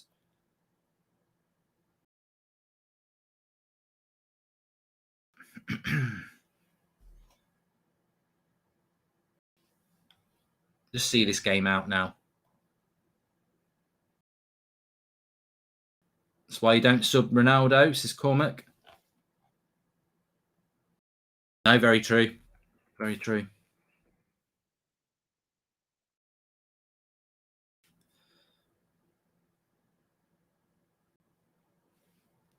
Running down the wing, here United sing. Viva Ronaldo. Viva Ronaldo. Running down the wing, here United sing. Viva Ronaldo. Viva Ronaldo. 1 down. Well, not quite. I keep saying 1 down. 1 down, nearly 1 down. Massive win for United, this. There's more winnable games to come as well. I don't think Pogba's had a great game, you know. Watch out. Kane's got it. Goal kick. We were there for his last hat trick. Never write him off. Just Maguire can go, says LB. Well, he shut them all down, hasn't he? He shut them all down. Ronnie always makes his place in history with style, says Jake Hayward. Thank you, Howard. Sorry. Please subscribe, by the way. Bottom right-hand corner. It's a lovely header as well. It makes it look very easy, but he puts it right in the right area of the goal, top corner. Only 200 subscribers away from 290,000. Thanks, everyone, for subscribing. Give Goldbridge his flowers. He stuck up for Ronaldo. I can't believe people... I don't want any credit. I don't think anybody who's stuck by Ronaldo wants any credit. I actually can't believe the stupidity of people who write him off. I just cannot believe people write him off. I'll never understand it. Can you say happy birthday to my mate Sack? Says Chris. There you go. How long are we going to add on here? 4 minutes.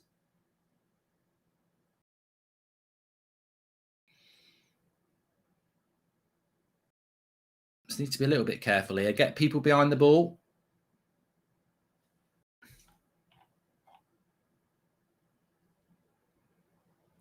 Do you think Maguire will start again? Yes. Oh, lucky goal kick. This performance right before the crucial Champions League games. Hope his confidence is now sky high. Let's beat Atletico now, says Akil. Well, all we can do is our job. This puts us 2 points ahead of Arsenal, but they've got 4 games in hand, so we can only do our job. I still think it's very difficult for us to get top 4, but we're staying alive, really, aren't we? We're staying alive. That's what we're doing. We're just trying to stay alive a little bit. Our next league game is actually against Leicester at home. We've got Leicester at home next. Then we've got Everton away. Then we've got Norwich. Then we've got Arsenal. So we need to win those next 4 games, really. Then we've got Brentford. Then we've got Brighton. Then we've got Chelsea. Then we've got Palace. And obviously got Liverpool to play as well. I mean, basically, we need to win every game. That's what we need to do. But winning this game today is massive because Spurs are probably about as good as us. We've only won this because of Ronaldo. It's a massive, massive win because I feel that Spurs, for a lot of the game, have been our equal.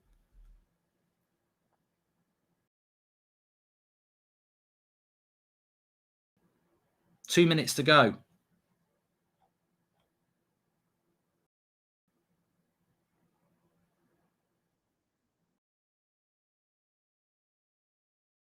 Oh, no. King of them is, well, I can't say. Should pay Tom Brady to turn up every game, says Lucas. And Athletic must be trembling now. Ronaldo about to kick them out again. Mark, also a question for you. Should Rashford and Maguire start on Tuesday, says Nick? I wouldn't start either of them, but I think certainly Maguire's going to start, isn't he? You know, I guarantee Ranić will probably just come out and say he had a good game. He just made one mistake. Yeah, the mistake that nearly cost us top 4, because if we'd not won this game, top 4's gone, isn't it? A minute to go.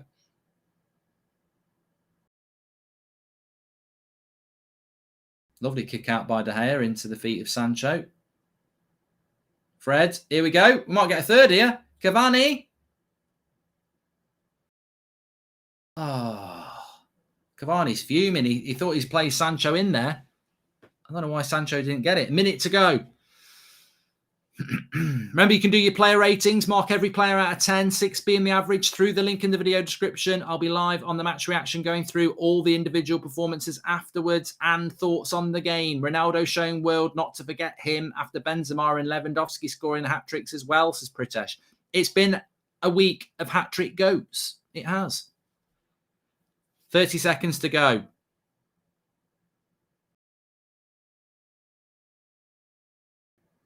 Doherty puts the cross in.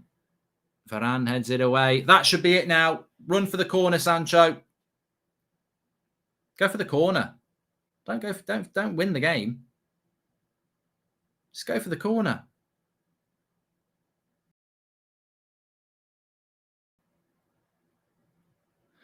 The fuck was that by Delo? The fuck was that by Delo? Fucking don't. Yeah, he's got it back now. Get in. Big win for Manchester United, that. Because of that man. Because of that man and Sue. The perfect couple. It's 3-2 to Manchester United. He's the match winner. He's the match winner. He's won the game.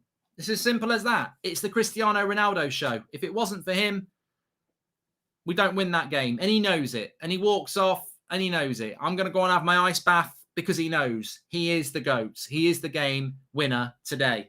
Join me on the match reaction. It'll push you over there. I'll be live in a couple of minutes.